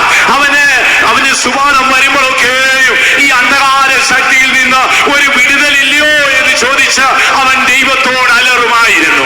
ആ അലർച്ച സിംഹാസനത്തിലെത്തിയപ്പോൾ ലോകത്തിലേക്ക് പിതാവ് വാഴ്ത്തപ്പെട്ട മശിഹാ തമ്പുരാൻ ഈ ഒരുവനെ തേടി ഗെസരദേശത്തേക്ക് പോവുകയാണ്. ഇവൻ യേശുവിനെ കണ്ടുടനെ അലറി, മഹോന്നത ദൈവത്തിന്റെ പുത്ര, എനിക്ക് നിനക്ക് നമ്മിലെന്ത്? സമയത്തിന് മുൻപേ എന്നെ ധന്യപ്പിക്കുകയാണോ? ഇന്ന് രാത്രി ഗെസരദേശത്തെ ഭൂതബാധിതനെ പോലെ അന്ധകാര ശക്തിക്ക് അടിമയായി, ആഭിചാര ശക്തിക്ക് അടിമയായി, പാരമ്പര്യ ശാപത്തിന് അടിമയായി, ശവക്കല്ലറുടെ അവസ്ഥയോടെ, അർത്ഥനാത്തതയുടെ അവസ്ഥയോടെ, ഇരുമ്പ് ചങ്ങലയുടെ അവസ്ഥയോടെ, തകർന്നുടഞ്ഞ വേദനയുടെ അവസ്ഥയോടെ, സ്വയം ധന്യപ്പിക്കുന്ന അവസ്ഥയോടെ ആരെങ്കിലും ഈ രാത്രിയിൽ ഉണ്ടെങ്കിൽ, ഗെസരദേശത്തെ ഭൂതത്തെ ശാസിച്ച് അവന് സുബോധം നൽകി അവനെ വസ്ത്രം ഉടുപ്പിച്ച് യേശുവിന്റെ പാദപീഠത്തിൽ ഇരുത്തിയ യേശു മലയിൽ നിന്ന് ഈ രാത്രി പന്തലിന്റെ നടുവിലുണ്ട്. ഇത് നമ്മുടെ വീടുകളിലെ രാത്രിയാണ്. വിശ്വസിക്കുന്നവർ കാര്യങ്ങൾ ഉയർത്തി ഒരു ഹല്ലേലൂയ പറഞ്ഞാട്ടെ. ഈ പിശാച് ബാധിതനായവന്റെ സംഭവ ചരിത്രം പഠിച്ചാൽ അവനിങ്ങനെ സുബോധം വരുമ്പോഴൊക്കെയും അലറി വിളിച്ചെന്ന്. പിശാച് ബാധിച്ച് ഭയങ്കര കഠിന വേദനയിലാകും. 2 ദിവസങ്ങൾക്ക് മുൻപ് ഒരു അർദ്ധരാത്രി ഒരു 1:30 ദൈവമാക്കും. ഞാൻ മീറ്റിംഗ് കഴിഞ്ഞ് ഇവിടെ നിന്നോ വന്നിട്ട് ഉറങ്ങാതെ രാത്രിയിൽ പ്രാർത്ഥിച്ചുകൊണ്ടിരിക്കുക. ഒരു 1:30 ആയപ്പോൾ പെട്ടെന്ന് ഒരു ഫോൺ അടിച്ചു. ഞാൻ ആ ഫോൺ എടുത്തപ്പോൾ നല്ല ഒരു സാധുവായ ഒരു മനുഷ്യനാണ്. അദ്ദേഹത്തിന്റെ ഭാര്യ പെട്ടെന്ന് ഫോൺ ചെയ്തു, അച്ചായാ ഒന്ന് വരണമേ. ഞാൻ ചോദിച്ചു, എന്താ രോഗമാണോ പിശാചാണോ എന്നൊന്നും അറിയത്തില്ല. ഇവിടെ തറയിൽ ഇറങ്ങിക്കിടന്ന് അലറുകയാണ്, ഭയങ്കരമായിട്ട് അലറുന്നു. അയ്യോ പെട്ടെന്നൊന്ന് വരണം. ഞാൻ പറഞ്ഞു, എങ്ങനെയെങ്കിലും വെയ്ത്തോവിലൊന്ന് കൊണ്ടുവരാമോ? അയ്യോ വെയ്ത്തോവിലൊന്നും കൊണ്ടുവരാനൊക്കുന്ന അവസ്ഥ അവസ്ഥയല്ലേ? ഞാനും എൻ്റെ കൂടെ ഉള്ളൊരു ബ്രദറുണ്ട്, എൻ്റെ ഒരു സഹായി, അദ്ദേഹവും ഞാനും കൂടെ ചേർന്ന് രാത്രിയിൽ അവിടെ ചെന്നു. 1:30-2 മണിയായി. ഈ മനുഷ്യൻ നെടുവാടെ കിടക്കുകയാണ്. അലർച്ചയോട് അലർച്ച, ഭയങ്കര അലർച്ചയാണ്. ആ പഞ്ചായത്ത് മുഴുവൻ കേൾക്കാം. ഞാൻ അടുത്തോട്ട് ചെന്നു. എന്നെ കണ്ടോടനെ ഒരു വേദപുസ്തകമുണ്ട്, അതിങ്ങനെ നെഞ്ചോട് ചേർത്ത് പിടിച്ചു കിടന്ന് ഉരുളുകയാണ്. ഞാൻ അടുക്കെ ചെന്ന് തോളത്ത് കൈവച്ചു, സാത്താൻ യേശുവിന്റെ നാമത്തിൽ കൽപ്പിക്കുന്നു എന്ന് പറഞ്ഞു. ക്ഷണത്തിൽ എഴുന്നേച്ചു. ഞാൻ ചോദിച്ചു ആരാണ്? അപ്പോൾ പറയാണ്, അച്ഛാ എനിക്ക് ശരിയായി, സുഖമായി, കാലുവേദന പോയി, കൈക്ക് വേദന പോയി, നെഞ്ചിന് വേദനയും പോയി. ഞാൻ ചോദിച്ചു എന്താ വിഷയം? വിഷയം എന്താണെന്ന് അറിഞ്ഞുകൂടാ അച്ഛാ, 2 ദിവസമായി കുറെ പാമ്പ് എന്റെ ചുറ്റും നടക്കുകയാണ്. ഞാനൊരു സ്ഥലത്ത് ജോലിക്ക് പോയപ്പോൾ അവിടെ ഒരു വൃക്ഷച്ചോട്ടിൽ ഒരു 5-6 പാമ്പിനെ ഞാനും കൂടുള്ളവരും തല്ലിക്കൊന്നു. അന്ന് ഞാൻ മരത്തിൽ നിന്ന് വീണ് എനിക്കൊരു കഷ്ടമുണ്ടായി. അന്ന് തുടങ്ങി ഈ ദുഷ്ടശക്തി എന്നെ കൊണ്ടു നടക്കുകയാണ്. അതെന്റെ ചുറ്റും നിന്ന് എന്നെ ഭീതിപ്പെടുത്തുകയാണ്. എപ്പോഴാണ് തുടങ്ങിയത്? രാത്രി 10 മണിക്ക് തുടങ്ങിയാണ്. അലറി കരയാണ്, ഭയപ്പെടുകയാണ്. ഭൂതബാധിതനായ ഒരു അവസ്ഥ യേശുവിന്റെ നാമത്തിൽ കൽപ്പിച്ചു. ഞാൻ ചെന്ന് തോളത്ത് തൊട്ടപ്പോൾ അദ്ദേഹത്തിന് സുബോധം വന്നു. ഞാൻ അത്ഭുതപ്പെട്ടു പോയി.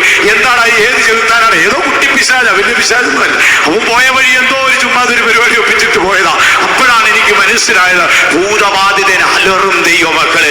ഇന്ന് രാത്രിയില് ദേശത്ത് പോയി ഭൂതബാധിതനെ സൗഖ്യമാക്കി അവന് നീതിയുടെ അങ്കി കൊടുത്ത് യേശുവിന്റെ പാദപീഠത്തിൽ ഇരിക്കുമെങ്കിൽ ഈ രാത്രിയിൽ കർത്താവിന്റെ സന്നിധിയിൽ കടന്നു വന്ന ദൈവവൈദ്യരെ, ദൂരത്തും ചാരത്തും ഇരുന്ന് ഞങ്ങളുടെ ശബ്ദം കേൾക്കുന്ന പ്രിയ ദൈവവൈദ്യരെ, ദൈവത്തിന് അസാധ്യമായതൊന്നില്ല. ദേശത്തേക്ക് ചെല്ലുന്ന യേശുവിനെ കണ്ടിട്ട് ഭൂതമലറി, അയ്യോ ഞങ്ങളെ തെന്നിപ്പിക്കരുത്. ഈ രാത്രിയിൽ ആരെങ്കിലും പൈശാചികബന്ധിതമായി, പാരമ്പര്യം പിശാചിന് അടിമയായി, രാത്രിയുടെ യാമങ്ങൾ ഉറക്കമില്ലാതെ മരണഭയത്തിന് അടിമപ്പെട്ടുകൊണ്ട് വ്യാകുലപ്പെടുന്ന ആരെങ്കിലും ഉണ്ടോ? പ്രിയ യൗവനക്കാരെ, നിങ്ങളുടെ കഴിഞ്ഞകാല പാപത്തിന്റെ ആ ഭയങ്കരമായ വേദന മനസ്സിനെ അലട്ടിയിട്ട് അതോടൊപ്പം പിശാചൂടെ നിങ്ങളോടുകൂടെ ഇടകലർന്ന് നിങ്ങൾ വ്യാകുലപ്പെടുന്നുണ്ടോ? ഗസര ദേശത്ത് പോയ യേശു മലയിൽ നിന്ന് ഇറങ്ങി വന്നവനാണ്. സിയോൻ മലയിൽ നിന്ന് ഇന്ന് രാത്രി യേശു ഇറങ്ങി വന്നിരിക്കുന്നു. ഈ രാത്രി നമ്മുടെ വിടുതലിന്റെ രാത്രിയായിരിക്കണം. ദൈവത്തിന് മഹത്വം ഉണ്ടാകട്ടെ. യേശു മലയിൽ നിന്ന് ഇറങ്ങി വരുമ്പോൾ ഒന്നാമത് നമുക്ക് ശുദ്ധീകരണം ലഭിക്കും. യേശു മലയിൽ നിന്ന് ഇറങ്ങി വരുമ്പോൾ രണ്ടാമത് നമുക്ക് ആശ്വാസം ലഭിക്കും. യേശു മലയിൽ നിന്ന് ഇറങ്ങി വരുമ്പോൾ നമുക്ക് സൗഖ്യം ലഭിക്കും. യേശു മലയിൽ നിന്ന് ഇറങ്ങി വരുമ്പോൾ കാറ്റും കടലും ശാന്തമാകും. യേശു മലയിൽ നിന്ന് ഇറങ്ങി വരുമ്പോൾ ഭൂതബാധിതമായ ശക്തികൾ ഈ രാത്രി നമ്മെ വിട്ടുപോകും. നമ്മുടെ ഹൃദയാവസ്ഥകൾ നമുക്ക് ദൈവത്തോട് തുറന്നു പറയാം. സാത്താൻ എത്ര ശക്തനാണെങ്കിലും ദൈവത്തിന് അവന്റെ മേൽ ജയമുണ്ട്. യേശു സിയോനിൽ രാജാവാണ്. ഇന്ന് രാത്രി കർത്താവിന്റെ സന്നിധിയിലേക്ക് നമുക്ക് അടുത്തിയല്ല. ഗസരദേശത്ത് ചെന്ന് ഭൂതത്തെ ശാസിച്ച് യേശുവിന്റെ പാദപീഠത്തിൽ ഇരുത്തി സുബോധം നൽകി വസ്ത്രം ധരിപ്പിച്ച കർത്താവിന്റെ സാന്നിധ്യം ഇന്ന് രാത്രി നിങ്ങളുടെ ജീവിതത്തിൽ ഉണ്ടാകും. രാത്രിയുടെ യാമങ്ങളിൽ ഉറക്കമില്ലാതെ കഷ്ടപ്പെടുന്നവരും എന്താണെന്ന് അറിഞ്ഞുകൂടാ. ഉറക്കം ദൈവത്തിന്റെ ദാനമാണ്. ഈ ദാനം മേടിച്ച് നമ്മുടെ ആരാധന സ്ഥലത്തിരുന്ന് ഉറങ്ങുന്നവരുണ്ട്. വീട്ടിൽ ഉറക്കമില്ല, ആരാധന സ്ഥലത്ത് ഉറങ്ങുന്നവരുണ്ട്. ശ്രദ്ധിച്ചിട്ടില്ലേ? ചിലർക്ക് വന്ന് ഞങ്ങളോട് പറയാറുണ്ട്, ആ ഉറക്കമില്ല. നമുക്ക് വിശ്വസിക്കാൻ ഒക്കത്തില്ല. കാരണം എന്തറിയാമോ? ഈ ആരാധന സ്ഥലത്ത് 5000 വാട്ട്സ് അടിച്ച് ഇവിടെ ഒരു ഈച്ചയ്ക്ക് കയറാൻ വയ്യാത്തവരിൽ ഉറങ്ങുന്നവരുണ്ട്. എന്താന്ന് എനിക്ക് അറിഞ്ഞൂടാ. ഈ ഉറക്കം നല്ലതാ ദൈവമക്കളെ. പക്ഷേ ഈ ഉറങ്ങിപ്പോകുമ്പോ നമുക്ക് നഷ്ടമൊന്നും സംഭവിക്കരുത്. ആദാം പണ്ട് ഉറങ്ങി എഴുന്നേറ്റപ്പോ എല്ലും കൊണ്ടങ്ങ് പോയി. ഒരു എല്ലില്ലെന്ന് എണ്ണീറ്റ് തപ്പിയപ്പോ ഒരു എല്ലില്ല. ശൗല് പണ്ട് ഉറങ്ങിയിട്ട് എഴുന്നേറ്റപ്പോ കുന്തോ കൊണ്ട് താവീത് പോയി. അതുകൊണ്ട് ഉറങ്ങുന്നവരൊക്കെ ഒന്ന് ശ്രദ്ധിച്ചോണമേ. തിരിച്ചു പോകുമ്പോൾ ഇതെല്ലാം ഉണ്ടോ എന്നൊക്കെ നോക്കിയേ പോകാവൂ. ജീവിതം വെള്ളത്തിലായി പോകരുത്. അപ്പൊ ഉറക്കം ദൈവത്തിന്റെ ദാനമാണ്. ഞാൻ പറഞ്ഞല്ലോ, ജീവിതത്തിൽ ചിലയിടങ്ങളിൽ ഉറക്കമില്ല. രാത്രി ഉറക്കമില്ല. ഞങ്ങളോടൊക്കെ വന്ന് പലരും പറയാറുണ്ട്, ഉറക്കമില്ല. എന്താ ഇതിന്റെ രഹസ്യം? കഠിനാധ്വാനം കൊണ്ട് ഉറങ്ങാതിരിക്കുന്നുള്ളൂ. രാത്രിയിലൊക്കെ സ്ഥിരം യാത്ര ചെയ്യുന്ന വിശുദ്ധന്മാർക്ക് ഉറങ്ങാനൊക്കെ ഞങ്ങളൊക്കെ ചുരുങ്ങിയ സമയമാവും. 2:30 ഉറങ്ങും, രാത്രി 4 മണിയാകുമ്പോൾ എഴുന്നേക്കും. സ്ഥിരശീലമായതുകൊണ്ട് അതൊരു ബുദ്ധിമുട്ടായിട്ട് തോന്നാറേ. ഇങ്ങനൊരു ബുദ്ധിമുട്ടേ ദൈവം ആ രീതിയിലങ്ങാക്കി. കറക്റ്റ് 2:30 സാധാരണ മീറ്റിംഗ് കഴിഞ്ഞ് വെയിറ്റോമിലെത്തും. അന്നേരം ഒന്ന് ഉറങ്ങും. 4 മണിക്ക് അലാറിന് അടിക്കുമ്പോൾ അങ്ങ് എഴുന്നേക്കും. ആ ശീലം വന്നു. ദൈവമക്കളെ, എന്നാൽ ഇതൊന്നും ഇല്ലാത്തവര് വീട്ടിൽ ഉറങ്ങാതെ ആരാധന സ്ഥലത്ത് ഉറങ്ങും. ചിലർക്ക് രാത്രിയിൽ ഉറങ്ങാനൊക്കുന്നില്ല. കാരണം എന്തെന്നറിയാമോ? സാത്താന്യ ശക്തികളാണ്, മരണഭയമാണ്, മാനസിക സംഘർഷമാണ്, എന്തൊക്കെയോ ഭീതിപ്പെടുത്തുകയാണ്. സാത്താന്റെ അന്ധകാരം അവരുടെ മനസ്സിനെ അലട്ടുകയാണ്. ഗസര ദേശത്ത് ഭൂതബാധിതനായവർ ശവകുടീരത്തിൽ കിടന്ന് അലറുന്നതുപോലെ നിന്റെ ജീവിതത്തില് രാത്രിയുടെ യാമങ്ങളിൽ നിന്റെ പ്രാണൻ അലറുന്നു. രാത്രി യേശു നമ്മെ സൗഖ്യമാക്കും. നമുക്ക് ഉറക്കം ദൈവത്തിന്റെ ദാനമാണ്, സമാധാനം ദൈവത്തിന്റെ ദാനമാണ്, ആശ്വാസം ദൈവത്തിന്റെ ദാനമാണ്. ഇന്ന് രാത്രി ഗസര ദേശത്ത് പോയ യേശു നമ്മുടെ മധ്യം വന്നിരിക്കുന്നു. നമുക്ക് വിശ്വസിക്കാം. സകല ബുദ്ധിയും കവിയുന്ന ദൈവ സമാധാനം ഈ രാത്രി ദൈവം നമുക്ക് നമ്മുടെ ഹൃദയങ്ങളിൽ തരട്ടെ. അടുത്ത ഭാഗത്തേക്ക് നമുക്ക് കടന്നു പോകാം. നമ്മുടെ സമയം ഇപ്പോൾ തന്നെ അവസാനിച്ചു. ഈ മത്തായിയുടെ സുവിശേഷം 8-ാം അധ്യായം 21-22 വാക്യങ്ങളിൽ വരുമ്പോൾ അവിടെ നാം കാണുന്നത് അടുത്തതായി എന്ത് ചെയ്യണമെന്നറിയാതെ നിൽക്കുന്നവർ. അവനെ കർത്താവിനോട് പറയാണ്, കർത്താവേ, ഞാൻ പോയി എന്റെ അപ്പച്ചനെ ഒന്ന് കുഴിച്ചിട്ടിട്ട് വന്നോട്ടെ. അതാണ് അവന്റെ വിഷയം. ഞാൻ പോയി എന്റെ അപ്പച്ചനെ കുഴിച്ചിട്ട്, ചിലർക്ക് അങ്ങനെയുണ്ട്, സ്വർഗത്തിൽ പോയില്ലെങ്കിലും അപ്പച്ചനെ കുഴിച്ചിട്ടെടുത്തൊന്ന് കുഴിച്ചിടണം. അത് വലിയ വിഷയമാണ്. അപ്പച്ചനെ സ്വർഗത്തിൽ പോകുന്നോ പോകാത്തത് നല്ല. എന്നാലും ചിലമ്മമാരൊക്കെ മരിക്കുമ്പോൾ പറയല്ലേ, എന്റെ പൊന്നു വാസ്തപ്പച്ച അപ്പച്ചനെ അടക്കരുത്, എന്നെ അടക്കണം. നല്ല ആഗ്രഹമാണ്. അതൊക്കെ പൂർവ്വകാലം തുടങ്ങി അബ്രഹാം, ഇസഹാക്ക്, യാക്കോബ്, ലേയാ, റിബേക്ക, ഇവരൊക്കെ ഒരു ശവകുടീരത്തിൽ അടക്കിയതാണ്. കുടുംബക്കല്ലറുകൾ അന്നേ ആരംഭിച്ചു. അത് നടന്നോട്ടെ. എന്നാൽ അതല്ല വിഷയം. ഇപ്പോൾ യേശുവിനോട് യേശു ഒരുത്തനെ തന്നെ അനുഗമിക്കാൻ പറഞ്ഞ ഉടനെ അവൻ പറയുകയാണ്, ഞാൻ പോയി എന്റെ അപ്പച്ചനെ കുഴിച്ചിട്ടിട്ട് വരട്ടെ. നല്ല വാക്ക. യേശു മലയിൽ നിന്ന് ഇറങ്ങി വരുമ്പോൾ അടുത്തതായി സംഭവിക്കുന്നത്, നീ എന്നെ അനുഗമിക്കാ എന്നൊരു നല്ല സ്നേഹത്തിന്റെ വിളിയാണ്. ലോക ചരിത്രത്തില്, കഴിഞ്ഞകാല ചരിത്രത്തില് മഹാന്മാരുടെ ചരിത്രം എടുത്തു നോക്കിയാൽ, നിങ്ങൾ എന്നെ അനുഗമിക്ക, നിങ്ങൾ ഇരുളിൽ നടക്കാതെ വെളിച്ചത്തിൽ നടക്കുമെന്ന് പറഞ്ഞ ഒരേ ഒരു മഹാനേ ഉള്ളൂ. അത് നസ്രേയനായ യേശുവാണ്.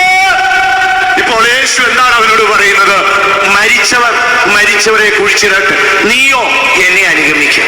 യേശു മലയിൽ നിന്ന് ഇറങ്ങി വന്നാൽ നീ എന്ത് ചെയ്യണമെന്നുള്ളത് കർത്താവ് പറഞ്ഞു തരും. ചിലർക്ക് എന്ത് ചെയ്യണമെന്ന് അറിഞ്ഞുകൂടാ.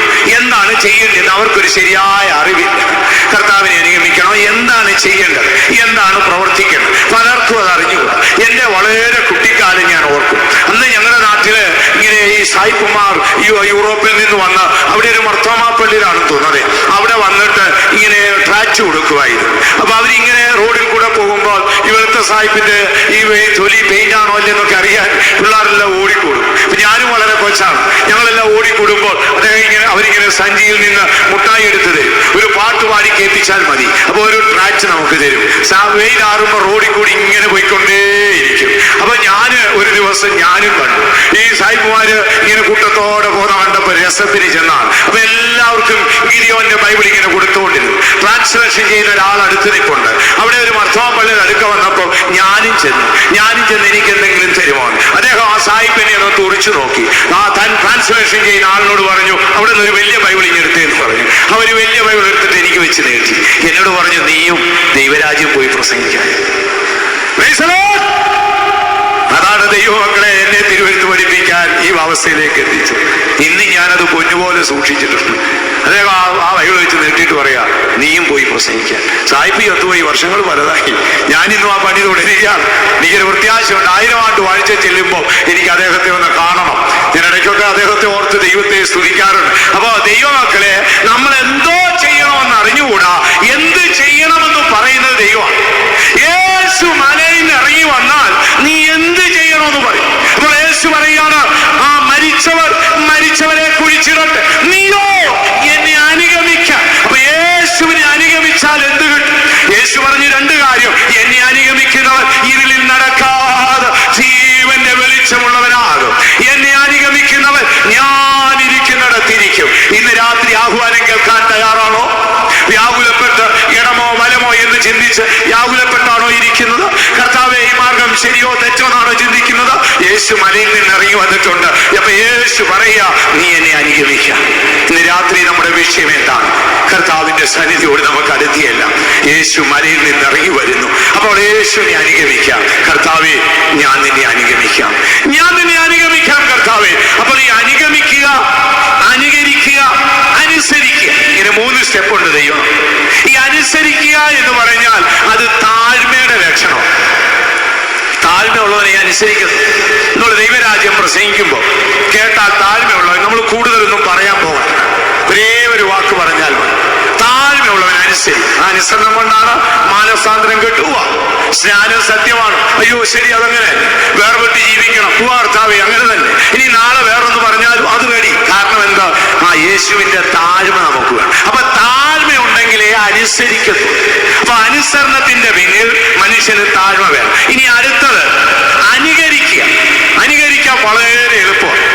സിനിമാ ലോകത്തിലൊക്കെ കണ്ടില്ലേ, നമ്മുടെ പീക്കിരി പിള്ളേര് ശ്രീശാന്ത് എറിയുന്ന പോലെ ക്രിക്കറ്റ് ബോൾ എറിയുന്നത്.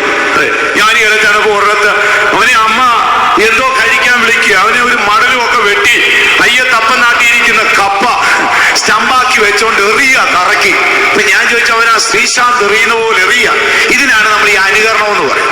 സിനിമാ ലോകത്തൊക്കെ കണ്ടില്ല, ഏതെങ്കിലും ഒരു പ്രാന്തൻ പൂവങ്കോഴിയുടെ വാല് പോലെ തലമുടി നടത്തിയാൽ പിറ്റേ ദിവസം നാട്ടിൽ കിടക്കുന്നതിനെല്ലാം തലമുടി തോന്നും.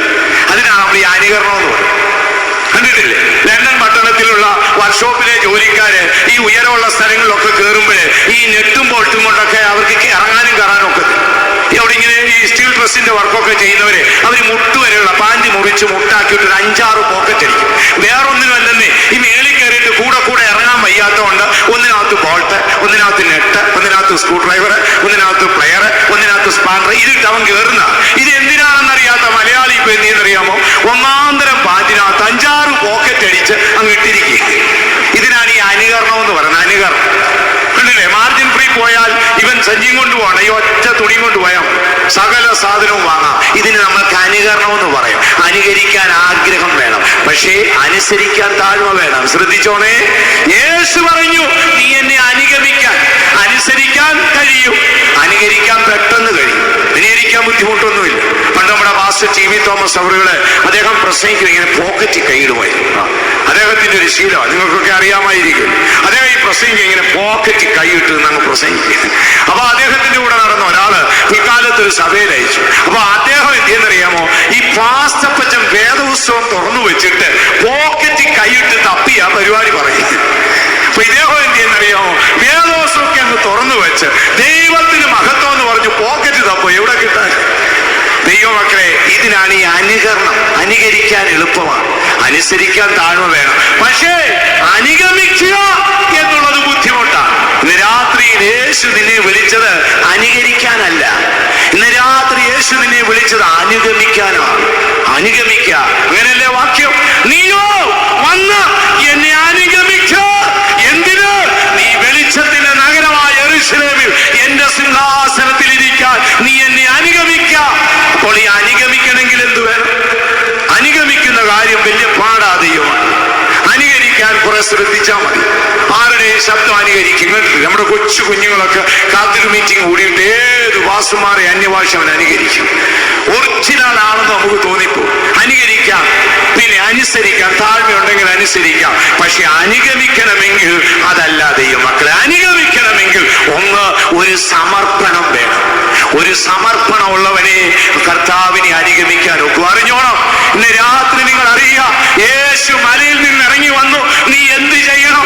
എവിടെ പോകണം? എവിടെ ആരാധിക്കണം? ആരുടെ കൂടെ കൂടണം? എങ്ങനെ പ്രവർത്തിക്കണം? വ്യാകുലപ്പെട്ടിരിക്കുകയാണോ? യേശു നിന്നോട് പറയുന്നു, മകനേ നീ എന്നെ അനുഗമിക്ക. എന്തിന്? നീ വെളിച്ചത്തിൽ വസിച്ച എന്റെ സിംഹാസനത്തിൽ ഇരിക്കാൻ. അപ്പോൾ ഈ അനുഗമിക്കണമെങ്കിൽ എന്ത് വേണമെന്നറിയാമോ ദൈവമക്കളെ? അതിനാവശ്യം ഒന്നേ ഒരു സമർപ്പണം. ദൈവത്തിന്റെ വചനം കേൾക്കുമ്പോഴേ നമുക്കൊരു സമർപ്പണം വേണം. കർത്താവേ 100% എന്റെ ഇഷ്ടം പോയി, അങ്ങയുടെ ഇഷ്ടം എന്ന് പറയുന്ന ഒരു സമർപ്പണം നമുക്ക് വേണം. ഈ സമർപ്പണം ഇല്ലെങ്കിൽ നമുക്ക് വലിയ പാടാം. മഹാന്മാരിങ്ങനെ പാടും, ഒരുവൻ ചിന്തിച്ചാൽ ഒരു കുതിരയെ നദീതീരം വരെ കൊണ്ടുവരാം, 9 പേര് ചിന്തിച്ചാൽ കുതിരയെ വെള്ളം കുടിപ്പിക്കാനൊക്കത്തില്ല. സത്യമാണ്. ഞാൻ ഒരാൾ ചിന്തിച്ചാൽ മതി ഒരു കുതിരയെ കടിഞ്ഞാനെ പിടിച്ച് വെള്ളത്തിന്റെ അടുക്ക കൊണ്ടുവരാം. 9 പേര് കൂടി ആരിച്ചാൽ കുതിരയെ വെള്ളം കുടിപ്പിക്കാനൊക്കത്തില്ല. അപ്പോൾ ഓർത്തുകൊള്ളണേ ദൈവമക്കളെ, കർത്താവായ യേശുവിനെ ഈ അനുഗമിക്കണമെങ്കിൽ ഒരു സമർപ്പണം. ദൈവത്തിന്റെ വചനം കേൾക്കുമ്പോൾ കർത്താവേ ഞാനത് അംഗീകരിക്കും. സമർപ്പിക്കാൻ നമുക്കൊരു മനോഭാവം വേണം. ഇനി രണ്ടാമത് എന്ത് വേണമെന്നറിയാമോ? ഈ അനുഗമിക്കണമെങ്കിൽ നമുക്ക് ആഴമായൊരു ദർശനം നമുക്ക് വേണം. ആഴമായൊരു ദർശനം. നോഹയെ കുറിച്ച് പറയുമ്പോൾ നോഹയ്ക്ക് ദൈവത്തിന്റെ കൃപ ലഭിച്ചു. അപ്പോൾ ആ കൃപയുടെ പിന്നിലാണ് നോഹ വിശ്വസിച്ചത്. ആ കൃപയുടെ പിന്നിലാണ് നോഹ പ്രവർത്തിച്ചത്. ആ കൃപയുടെ പിന്നിലാണ് നോഹ അനുസരിച്ചത്. നിങ്ങൾ നോഹയപ്പനോട് ചോദിക്കുക, അപ്പ മഴ പെയ്യാത്ത കാലത്ത്, വെള്ളം പൊങ്ങാത്ത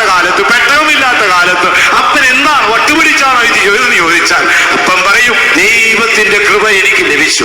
കൃപ എന്നോട് പറഞ്ഞു അനുസരിക്കാൻ.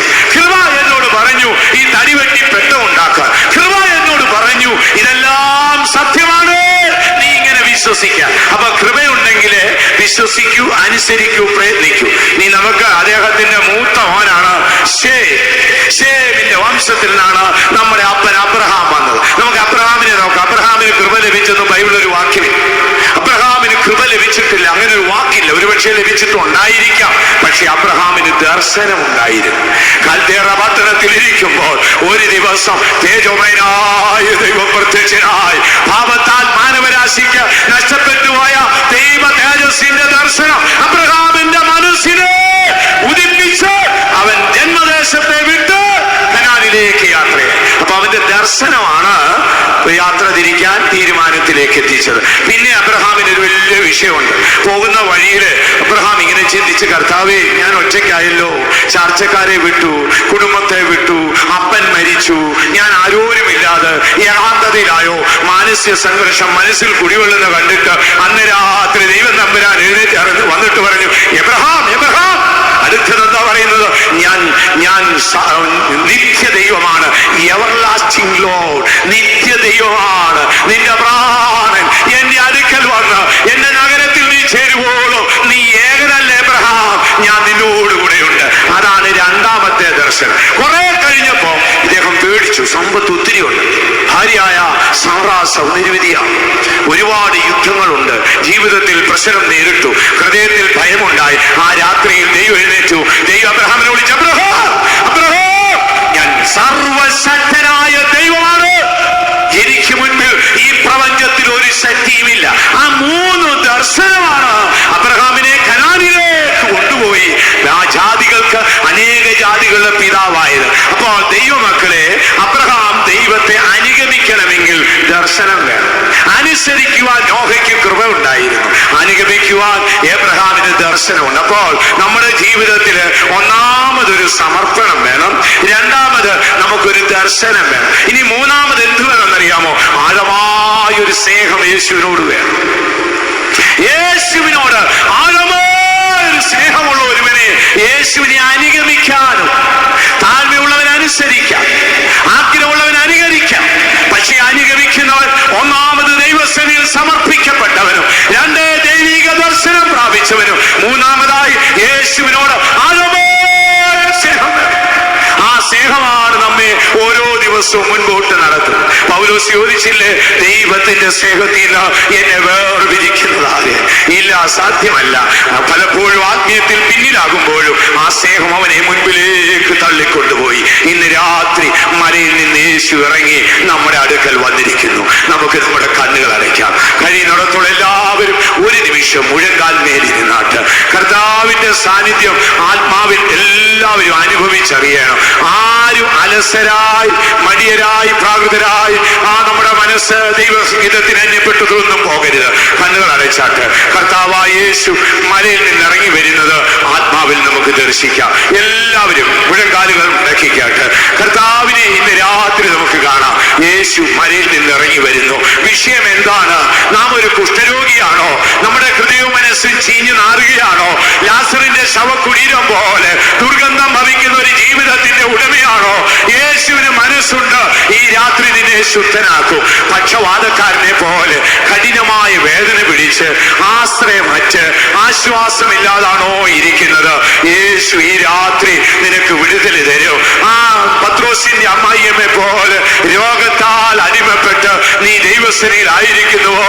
ഇന്ന് രാത്രി കർത്താവ് നിന്നെ സൗഖ്യമാക്കും. കൊടുങ്കാറ്റും പെരുങ്കാറ്റും അടിച്ച് നിന്റെ ജീവിത പടക് ഉലഞ്ഞ് നിരാശപ്പെട്ടാണോ ഇന്ന് രാത്രി ഇരിക്കുന്നത്? യേശു എഴുന്നേറ്റ് കാറ്റിനെയും കടലിനെയും ശാസിച്ചമർത്തു. ഭൂതബാധിതനെ പോലെ രാത്രിയുടെ യാമങ്ങൾ ദുഷ്ടശക്തിയാൽ അടിമപ്പെട്ട് അലറി ഭയപ്പെട്ടാണോ ഇരിക്കുന്നത്? ഇന്ന് രാത്രി യേശു സാത്താനെ ശാസിച്ച നിന്റെ അന്ധകാരത്തിന്റെ ചങ്ങലകളെ അഴിച്ച് നിന്റെ പാരമ്പര്യ പിശാചിയിൽ നിന്നെ വിടുവിച്ച യേശു നിനക്ക് വിടുതൽ തരും. ഇന്ന് രാത്രി എന്ത് ചെയ്യണമെന്നറിയാതെ കാലടികൾ കൊഴിഞ്ഞു നിൽക്കുകയാണോ? യേശുവിനെ അനുഗമിപ്പാൻ അവൻ നിന്നെ വിളിക്കുന്നു. അവൻ നിന്നെ ഒരിക്കലും അനാഥനായി വിടത്തില്ല. അവൻ നിന്നെ ഒരിക്കലും ഒരു നാളും തള്ളിക്കളയത്തില്ല. കണ്ണുകൾ അടച്ചാട്ട് നമ്മുടെ മീറ്റിംഗിന്റെ ആരംഭത്തിൽ പറഞ്ഞ വാക്കുകൾ ഇന്ന് രാത്രി ഏറ്റു പറഞ്ഞുകൊണ്ടിരിക്കാം. എന്റെ ദൈവം വിശ്വസ്തൻ, അവൻ എന്റെ പാപമൊക്കെയും എന്നോട് ക്ഷമിച്ചിരിക്കുന്നു. എന്റെ ദൈവം നീതിമാൻ, സാത്താനേ നിന്റെ കെട്ടുകളെല്ലാം അഴിച്ചിരിക്കുന്നു. ആരും മൗനമായിരിക്കരുത്, എല്ലാവരും അത് ഏറ്റു പറഞ്ഞുകൊണ്ടേ ഇരുന്നാട്ട് ഇന്ന് രാത്രി വലിയൊരു അത്ഭുതം ദൈവം നിന്റെ ജീവിതത്തിൽ ചെയ്യും. ഇന്ന് കണ്ട ശത്രുവിനെ ഇനി നീ ഒരിക്കലും കാണത്തില്ല. ഇപ്പോൾ നിന്നെ അലട്ടുന്ന രോഗശക്തി എന്നേക്കുമായി ഈ രാത്രി നിന്നെ വിട്ടുപോകും. വിശ്വസിച്ചാൽ നീ ദൈവത്തിന്റെ മഹത്വം കാണും. എല്ലാവരും പുറമെയുള്ള കണ്ണുകളെ അടച്ച് അകമെയുള്ള കണ്ണുകളെ തുറന്ന് മലയിൽ നിന്ന് ഇറങ്ങി വരുന്ന യേശുവിനെ ഒന്ന് കാണുവേ. കണ്ണുകൾ അടച്ചാട്ട് പരിശുദ്ധാത്മാവിന് ഹൃദയങ്ങളെ ഏൽപ്പിച്ചു കൊടുത്താട്ട് ആരും മൗനമായിരിക്കാതെ എല്ലാവരും ആ യേശുവിനെ കാണുവേ. കർത്താവേ എന്നെ ശുദ്ധനാക്കണമേ എന്ന് ഏച്ചു പറയുക. കർത്താവേ എന്നെ സൗഖ്യമാക്കണമേ എന്ന് ഏച്ചു പറയുക. കർത്താവേ എന്റെ പടകിന് മേലെയുള്ള തിരം കൊടുങ്കാറ്റിന് ശാസിക്കണമേ എന്ന് ഏച്ചു പറയുക.